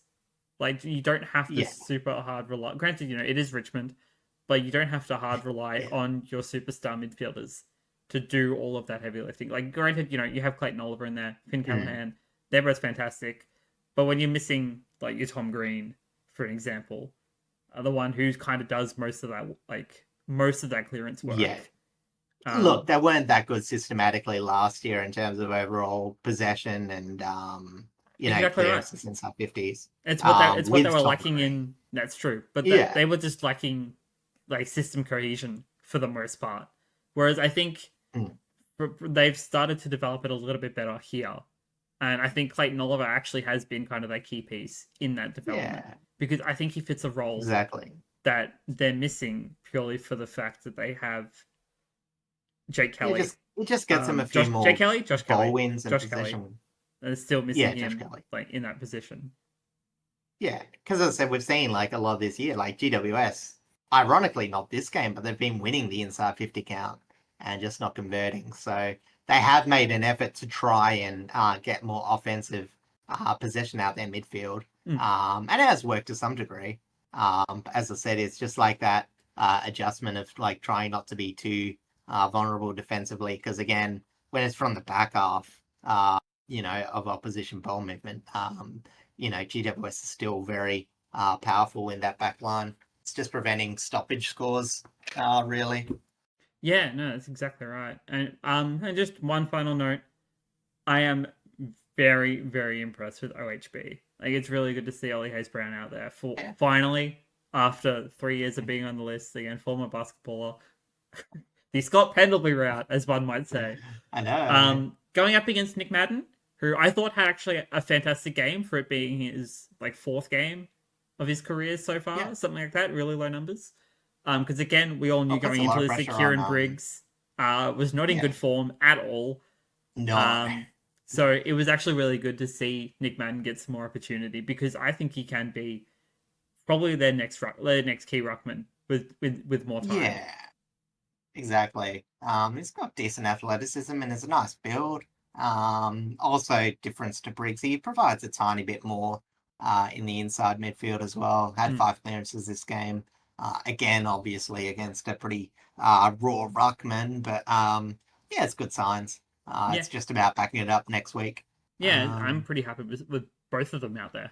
Like it was really good to see a really good ruck contest. All right, jumping over now to our last game of Gather Round. Back up at the Adelaide Oval with the other Adelaide team hosting Port Adelaide, of course, up against St Kilda, and with a 14-point margin, the Saints won out 12-9-81 to 9-13-67. What a fun and non-controversial game of football this was. Look, as I said, I'll complain a bit later, but yeah, look, I'm not going to lie and say that Port deserved to win. They had absolutely putrid conversion rate, poor inside 50 conversion, and just a lack of talent to execute game plan. But it was all that amounted to them not winning against the St Kilda outfit. They just fell asleep after halftime. They were, apart from their goal kicking, pretty awful after the half. I was very surprised to see it, which made the game sort of even. Again, St Kilda took advantage of early clearances to get a healthy lead, despite the game being in Port's favourite territory-wise. This is why I say, despite going to be talking about the umpiring a tiny bit, I still think that Saints probably could claim the win. I can't say that they were gifted a win. Maybe they were lucky, but like any team can be lucky. I think also too, Port's defence are just sort of allowing a bit too many easy shots. It was a great game by Lear and Evans. But, as I said, scoring seemed to just come a lot easier for Saints, who again, they won this game with a negative inside 50 differential of 21. Very much like last year's game against the Saints, where Port had all the territory and just couldn't come away with the win. So yeah, again, it wasn't the prettiest match. The Saints still have a lot of players that aren't quite executing what they want. Even some of the players that they're relying on, like Tom DeConing, I think was theoretically fantastic. He just drops a lot of marks. Yep, that's fair. Like, That's very fair. yeah. Yeah, there's a few others like that. I would say there was a lot of passengers this game. Um, yeah, but as I said, yeah, there's a lot of players that were lifting. Callum Wilkie, Jack Silvani, I think had his best I was game for going the to mention season. Silvani. It was really good to see him actually get to push forward. Granted, it was off of a free Mhm. kick, and actually kind of Mm, remind the world that he did start as a forward and can actually convert fairly efficiently. So it's nice to yeah, give him a little bit of his flexibility back. I can't quite remember. Was the Silvani one about the one where Zak Butters got on a report I late in the can't third? remember. I only saw the goal off the free kick. I didn't see Yeah. what caused the free Anyway, kick. I think I was too busy.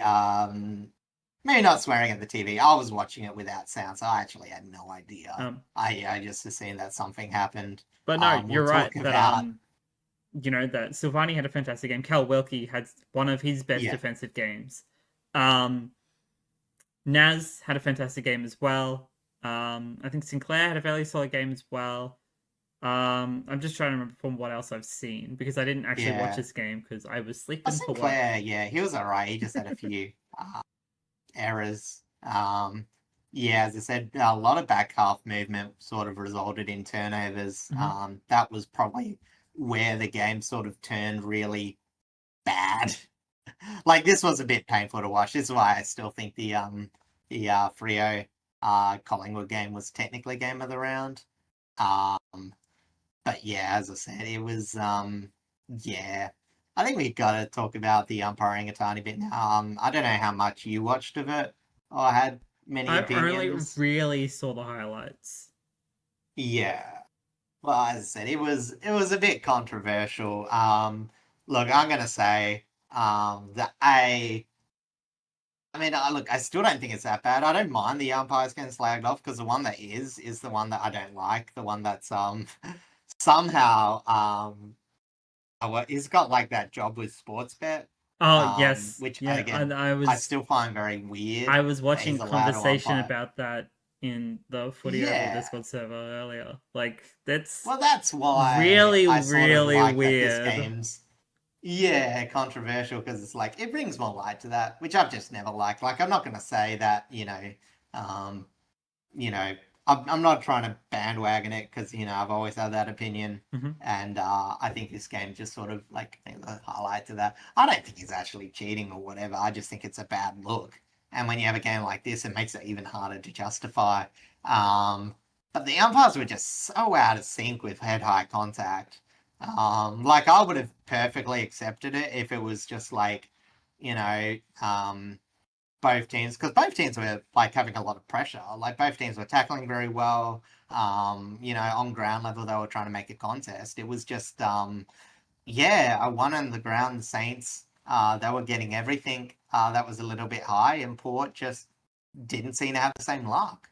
Any other free kick that was slightly controversial, they were just your random errors here and there. Whitlock probably should have got the first goal of the match because he got front on contact, but that was pretty much the only front on contact missed all game.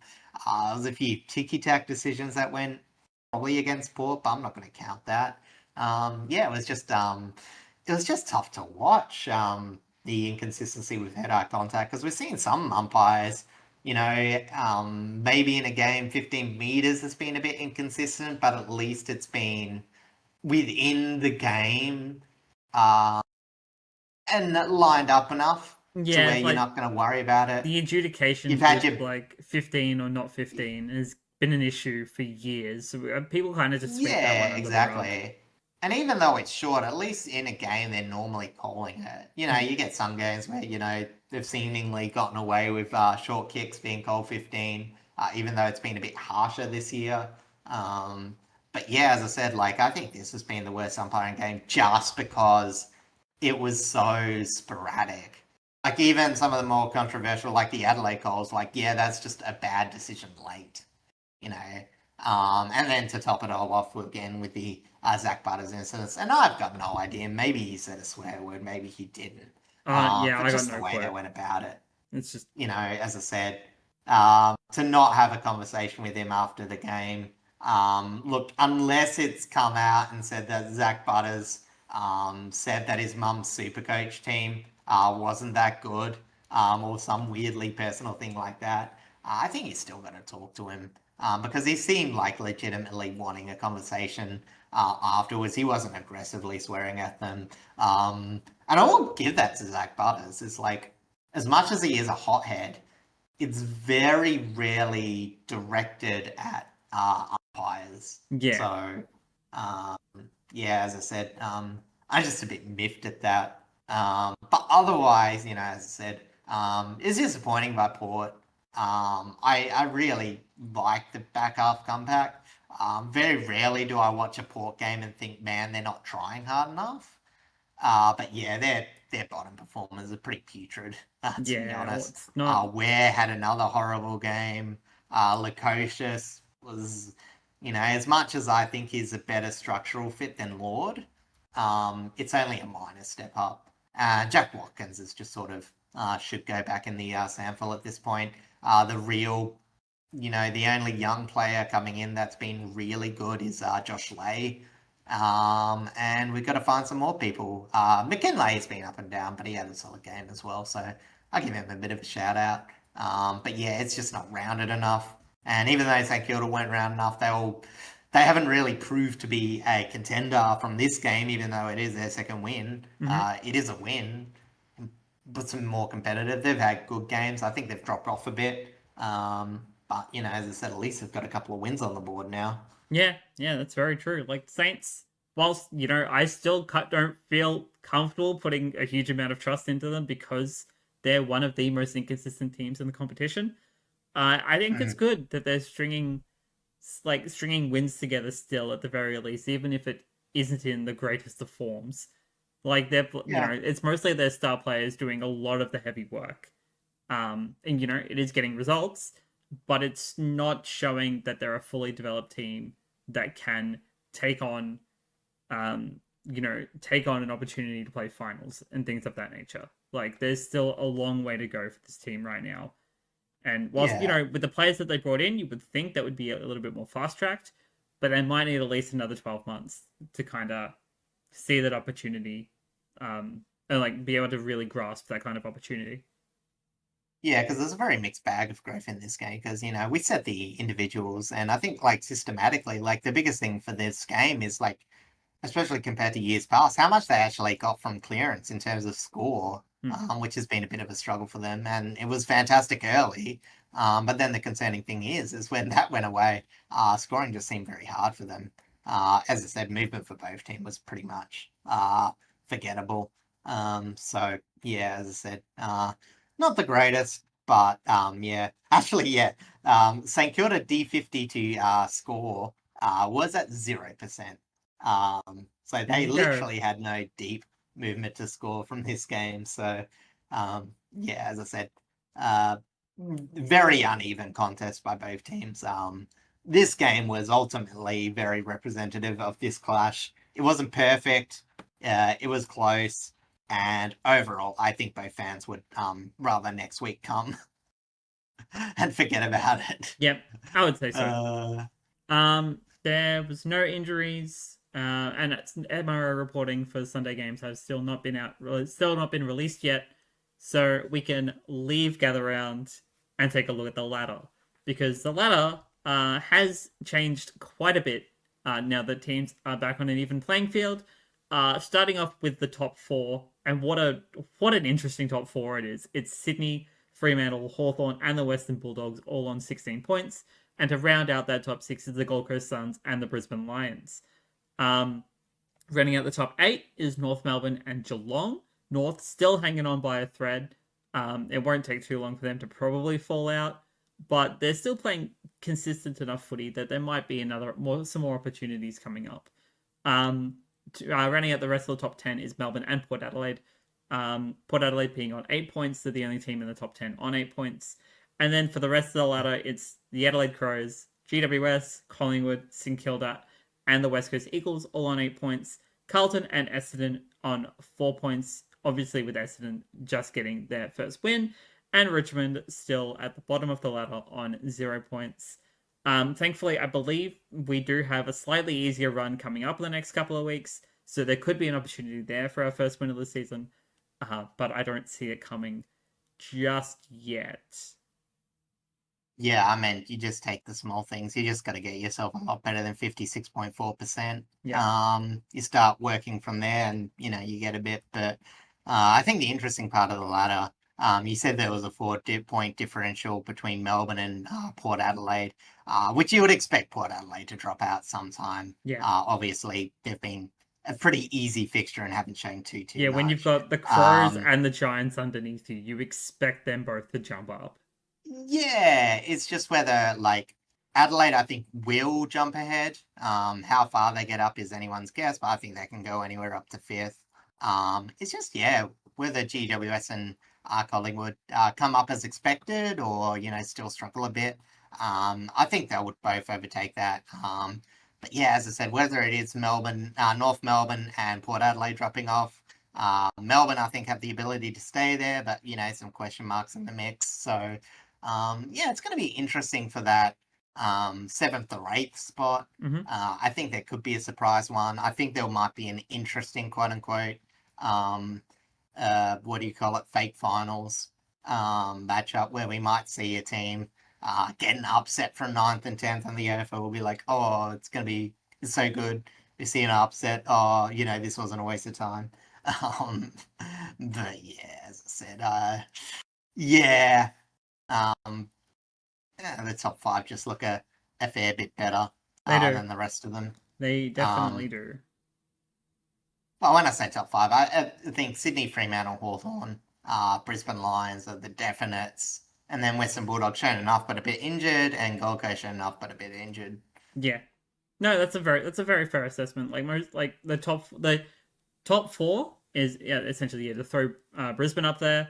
They're easily the best teams in the comp right now. Again, yeah, and Geelong might come up there, but there's still a few question marks. Yeah, and even with these top 4 teams, we know that they have holes in their systems right now. Yeah.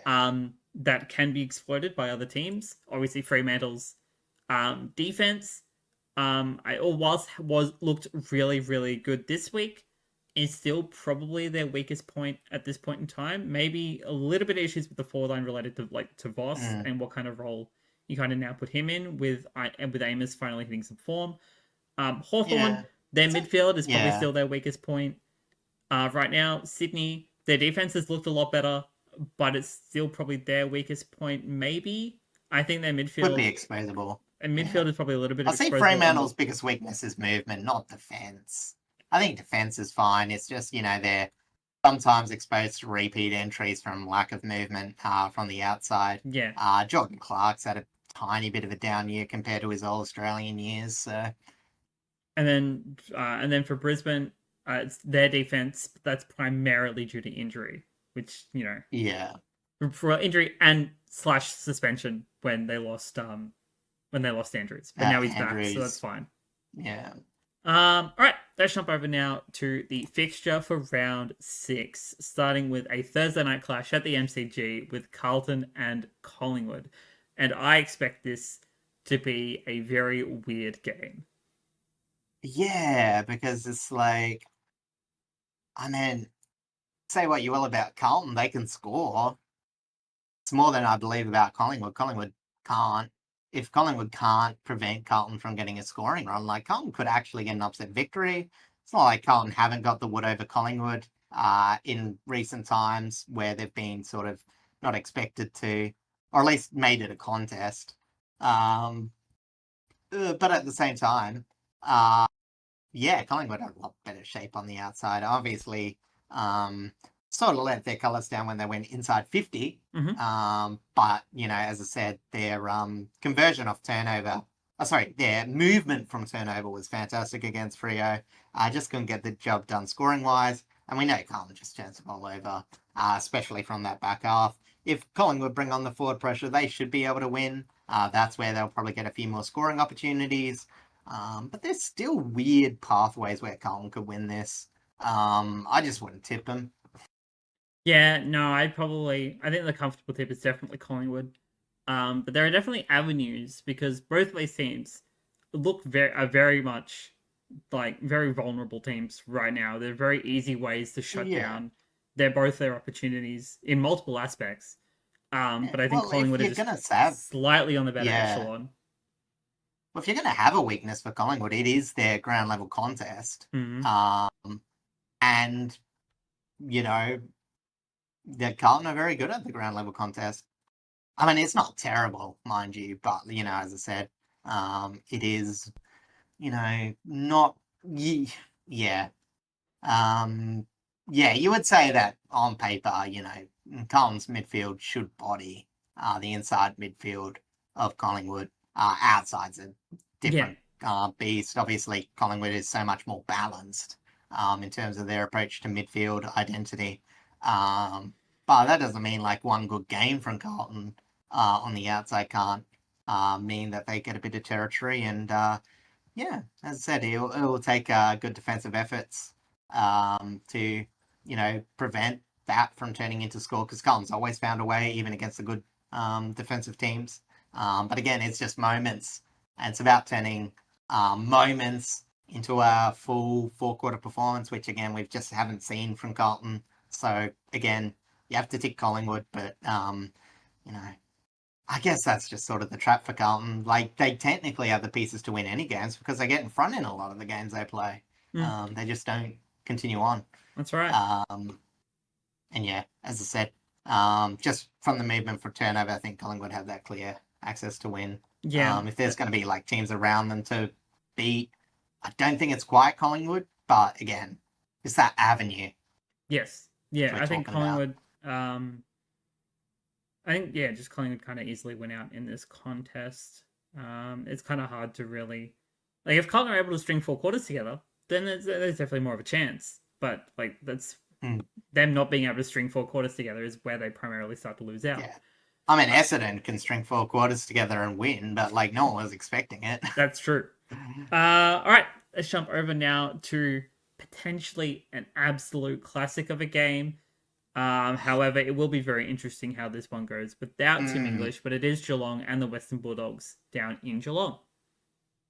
Yeah, it's a shame because as you said, apart from one contest where the Bulldogs absolutely trounced them, this has normally been a high scoring and very fun game. I think that game in 2024 was in the wet as well. But anyway, yeah, the Cats healthy and starting to fire offensively. The Bulldogs are absolutely banged up. This could be a trouncing, unfortunately. Yeah. I would very much favour Geelong in this contest. The good news is the way that Geelong play, there's always going to be avenues for the Bulldogs to score, Mm-hmm. whether there's injuries or not. Again, they're not the most tight run with. They'll have some good defensive matchups, but they won't try and win every matchup. And, Bulldogs obviously have enough offensive power up to, kick along. But, as I said, I just imagine this being an arm reach contest for most of the game, which is a shame because, theoretically at the start of this year, this would be a banger.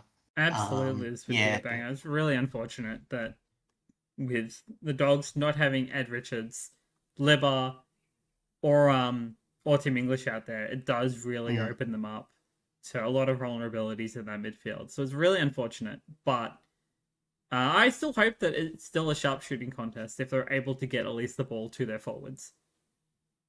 yeah, exactly. And you never, know because they're thinking that might get Latham Vandermeer back. There's maybe like a few people here and there.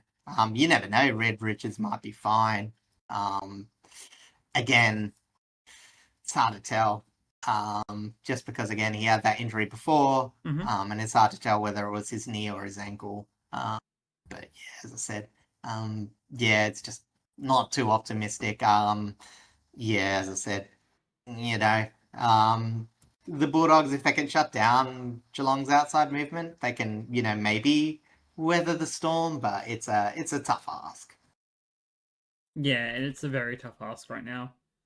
All right, let's jump over now to the Sydney Derby.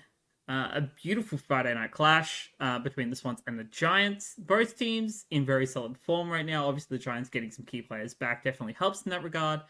Yeah. But I think just purely because Sydney is in a much better position, I think this should be a derby that they win. Yeah, it should be. Again, it's just so weird the way the Giants play, though. Because again, I mean, obviously, like it's the Isaac Heaney thing. Like Giants, we're not a team that would say is like a lot of midfield defensive accountability. At the moment, at the very least. So imagine Isaac Heaney runs rampant. Like they could shut down Kerno, they can shut down Amadi. Like they might struggle this game. Um, so again. I will say for the Giants, if they can get enough inside 50s, and they have shown to, at times in this season, be able to do that, I think it'll be hard for the Sydney defenders to defend as many tolls. Mm-hmm. As I said, like Sydney have done well this year, but there's not been a team where I've been like, oh, they've had to defend, like they've had to really stretch their one-on-one toll matchups. That might just be because of my poor memory. I got to remember who Sydney played um, this year. But yeah, so as I said, I think that's like the biggest threat that the Giants could offer. Mm-hmm. Yeah, as I said, they've faced Carlton, Brisbane, um, and Hawthorn. So yeah, as I said, Ben King is probably like their biggest challenge so far, and a couple of other Gold Coast that didn't fire. So again, like this is the biggest test for Sydney is how well they defend the tolls from GWS. They can win this game and maybe give up a few, and I might have a few more question marks over them. Mm-hmm. But I still expect them to win. And as I said, there's like a minor good test in this game as well. Yeah, there's definitely opportunities for the Giants, but I think just in terms of um Sydney's capabilities in their midfield and their forward Hmm. line actually being better and more cohesive so far this year, I definitely think Yeah. that they have the opportunity to win this one a little bit more cleanly. They've got a few more traditional avenues to goal. And, in a game like this where, I can expect GWS to defend those avenues, you still got your Isaac Heaney to bail you out.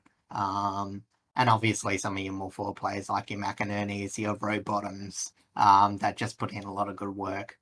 Yeah, exactly right. All right, let's jump over now to our Saturday games, starting up on the Gold Coast with the Suns taking on the Bombers. I don't expect another wonderful performance from the Bombers like they did against Melbourne. Against this one, I think the Suns will tighten up some of the issues that they had against Sydney and put them on display against them. So I think this will be a fairly clean game from the Suns, but I do hope Essendon are Yeah. able to show a little bit more of what they've been working on and show a little bit more of that consistency that they've been developing and hopefully make it an interesting game. Because again, like what we talked about, the a bit from what the Suns were lacking and what Essendon still can't do is, defend the outside run. Yeah. And because of Gold Coast, I think, you could take a coin flip matchup in the inside midfield. Again, Rao's starting to come back up. They're still, obviously missing Petrarca. But, as I said, they should improve a bit in the inside. Hopefully Essendon take it to them. But yeah, as I said, defending that outside movement, it's going to be hard for Essendon. Maybe they stop a few entries defensively. It would be nice to see them try and nullify King because, again, you could still say the Gold Coast Suns forward line, isn't bad, but it is a bit one-dimensional. Yeah. As I said, especially if Walters and Reed struggle like they did last match. So, yeah, as I said, you'd expect Gold Coast Suns to win comfortably. There's just too many avenues. And I think, as a team wanting to contend, they're going to want to really try this to stop the rot in this opportunity. But yeah, as I said, yeah, you got to hope that Essendon have a bit of grit about them. If they can make it 3 weeks of at least half a good contest, it's a much better than what the season was originally looking like. Yeah, absolutely. I don't want to say there isn't really too much more to say about that game. So we'll move on to our next one at Marvel Stadium. Hawthorn hosting Port Adelaide. Again, kind of same situation. You just Hawthorn fairly likely to just win this one outright. Again, they're by far the Yeah. better team. But from Port Adelaide, what you want to see is just a little bit more consistency, a little bit more focus on improvement. Your defense not too bad when Alir is on his A game. But Yeah. there's still so much more that needs to be worked on. If you're able to kind of tighten some of that up and at least make it an interesting contest, that'll be good to see. But yeah, Hawthorn by far and away. I think it's like the one thing I want to see in Port Adelaide, and the last 2 games has been very inconsistent. 3 games actually, went back to the West Coast loss. Is just consistency in contest.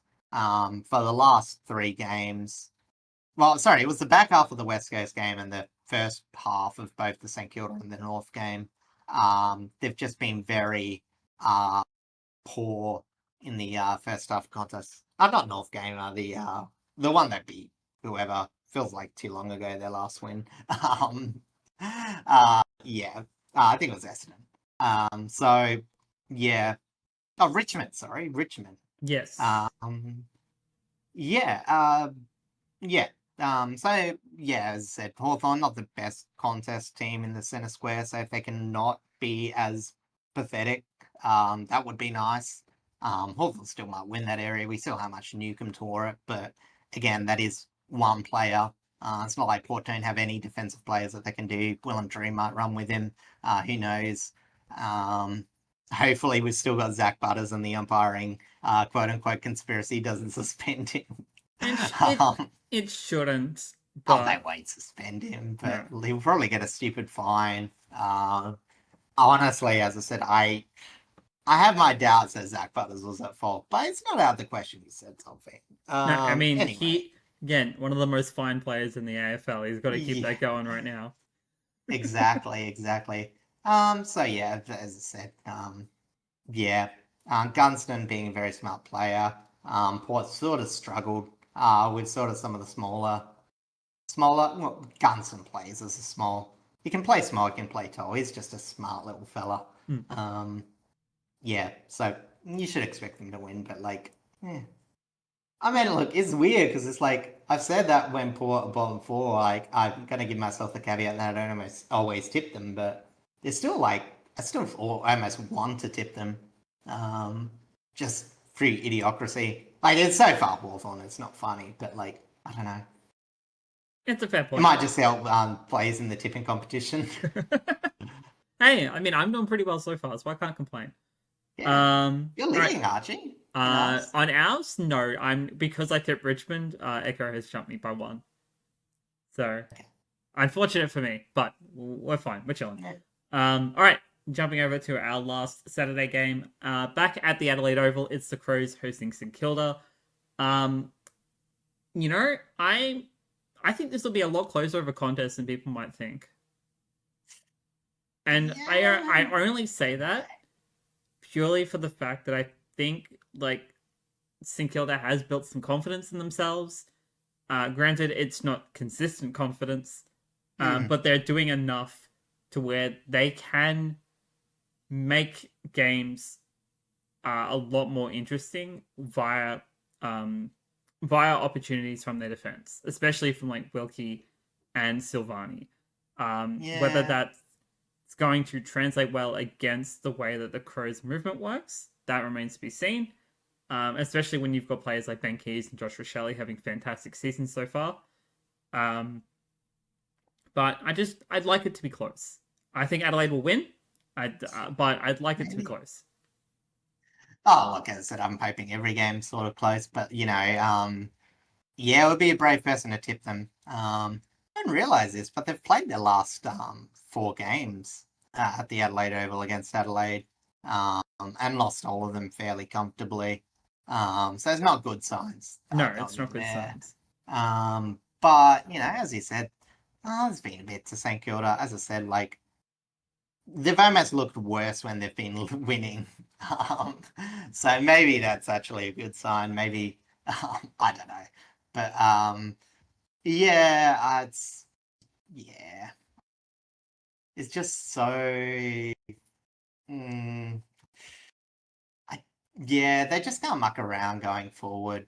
And they've been solidly at times. There's a few games where they haven't. Decent conversion.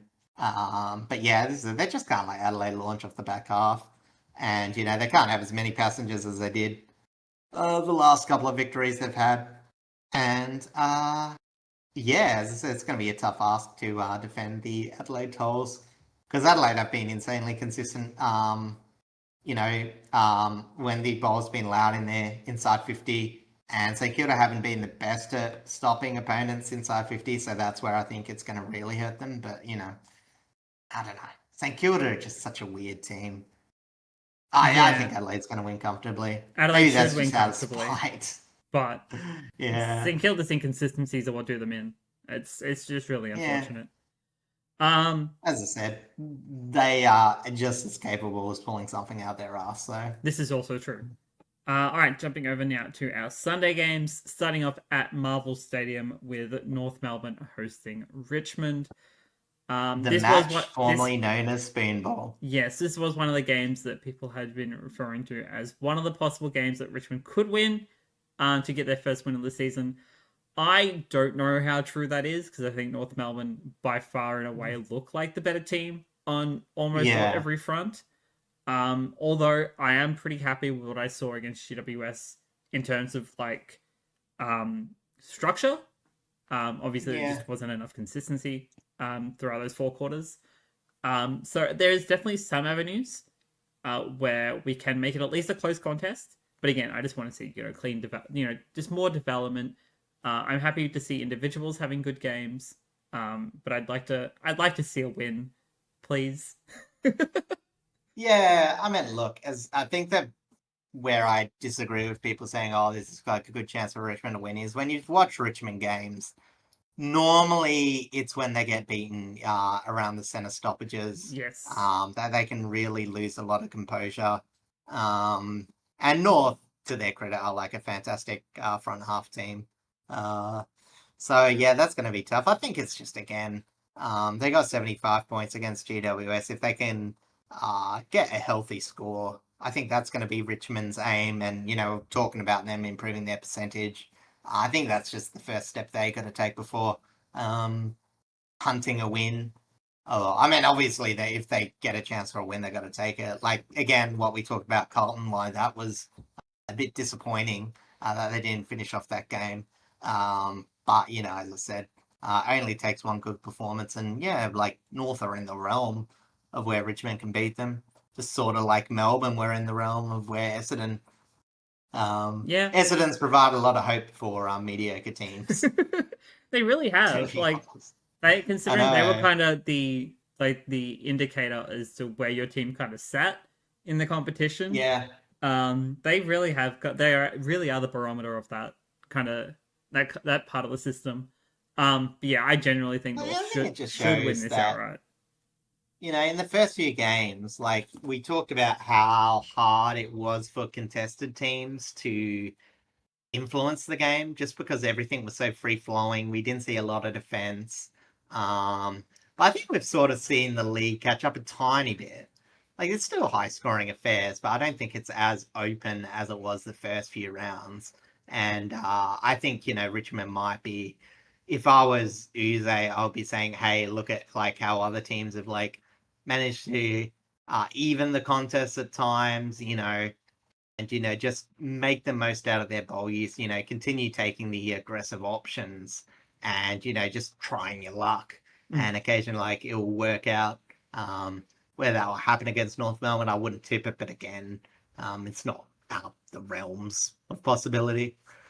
No, I definitely don't think it's out of the realm of possibility, but I definitely think North is just the better team at the moment in terms of gotta be. Most functions. I think their defense is probably still their weakest part. Which we probably could exploit. But I'd like to hope that we can maybe sneak out a win here. A team that probably won't be able to sneak out a win is Melbourne because they're at the MCG facing the Brisbane Lions. Look, honestly, it's going to be a good litmus test for them because, again, Melbourne, again, they're so weird. Like, they're this old team, but, you sort of give them a young team sort of, what do you call it? Um, Consistency. Mm-hmm. Like if they've got a bit of backbone, they should be able to bounce back. They'll know areas where they've sort of failed, and they'll know they'll have to bring it up against Brisbane because you can go up against Essendon and maybe get a bit of your head ahead of yourself in the midfield contest, especially after what you did last week against the Gold Coast. But obviously, you're going to really prepare when you hunker down against Brisbane. Not saying that Melbourne took Essendon too lightly, but they definitely didn't win the inside contest as easily as they probably thought they did. Oh yeah. But again, you're talking about, a Lions team that's starting to get really in form. Like maybe the first 2 weeks they looked a bit shaky. Ever since then, have been absolutely fantastic. Yeah, as I said, you just got to back the Lions in. Again, Melbourne's defense hasn't been that great, so opening up the avenue to score. I just think there's going to be some time where the Lions rip them open a bit, but I don't think this will be a blowout. Hopefully, I don't think I it'll be a think there blowout might. either. Again, it's just like going to be a moments game where like either Lions get the jump early and they stay, or it might be a last quarter where they come away a bit. I reckon there might be like 2 or 3 quarters of evenness. Yeah, I think this is going to be a lot closer of a game, but I think the Lions will take home the 4 points. I do definitely want to see more from Melbourne's forward line. Again, Jake Melksham had a decent couple of games, didn't really perform that well this week just gone against Essendon. It probably might struggle a little bit still against Brisbane's defense, especially Yeah. when you've got Andrews back as well. So that's not going to Well, help. they still got to defend against Myercheck and Melksham, and they can at least stretch their defense, That's true. especially since they don't have as many tall defenders. So, yeah. Also Van Rooyen, but Van Rooyen's probably going to play D He's like he normally does. yeah. But Not yeah, really a ground I stretcher. I assume that the reigning premiers will probably take home the 4 points. But if Yeah, Melbourne can make it close and interesting, there are avenues. Um, yeah. a game that is going to be very very interesting, especially because Mm, the team hosting has had some good fortune so far this year. The Western Derby, one of the biggest events of the what are they called? What are they actually, the calendar year yeah. Oh, I was fixture. gonna say calendar year, but that's not the right word because it's just like the season. I guess the season. Season. I guess the season. Yeah, That depends on if you count finals or not. I guess. yeah, I guess so. Um, Yeah. but yeah, we love the Western Derby. This time it is the Eagles hosting Freo. But realistically, it doesn't matter who hosts. It's always an interesting clash between these two, and generally it Yeah. doesn't matter who's in what form. Both teams show up for this, and I don't think the Eagles will win this one. I think Freo are in a No. much better form situation, but I reckon that the Eagles will surprise and get the jump. Oh, it's sort of weird because, like, the way you say it's correct. It's weird though. The Western Derby normally 9 times out of 10 goes to ladder form, despite the extra heat. But yeah, this is really where the Eagles are going to prove themselves because, again, yeah, like it's the same quality of opponent they've had the last 3 weeks. There's no doubt about it. Like, Fremantle, or the gap between Fremantle and Geelong and Sydney isn't that huge. No, So you got to expect Fremantle to have the advantage. You got to respect what Freo's done this season. But you also want West Coast, they've been plucky, and I think that will play a bit to their advantage, unlike other seasons, gone past where they've just been so outmatched competitively. mm-hmm. Except the random season where they beat the Dockers out of nowhere. That was always a weird one. But yeah, it's going to be hard for them to match up, especially in the back line. They're probably not going to get Harry Edwards back. Who knows when he comes back? So when you got Sandy Brock coming up against Amos, coming up against Josh Tracy, and then whatever Patrick Voss / Mason Cox ends up being. It's going to be very hard. And yeah, as I said, as much as, Freo had to play against a very restrictive Collingwood side, the West Coast Eagles haven't exactly got that in their DNA.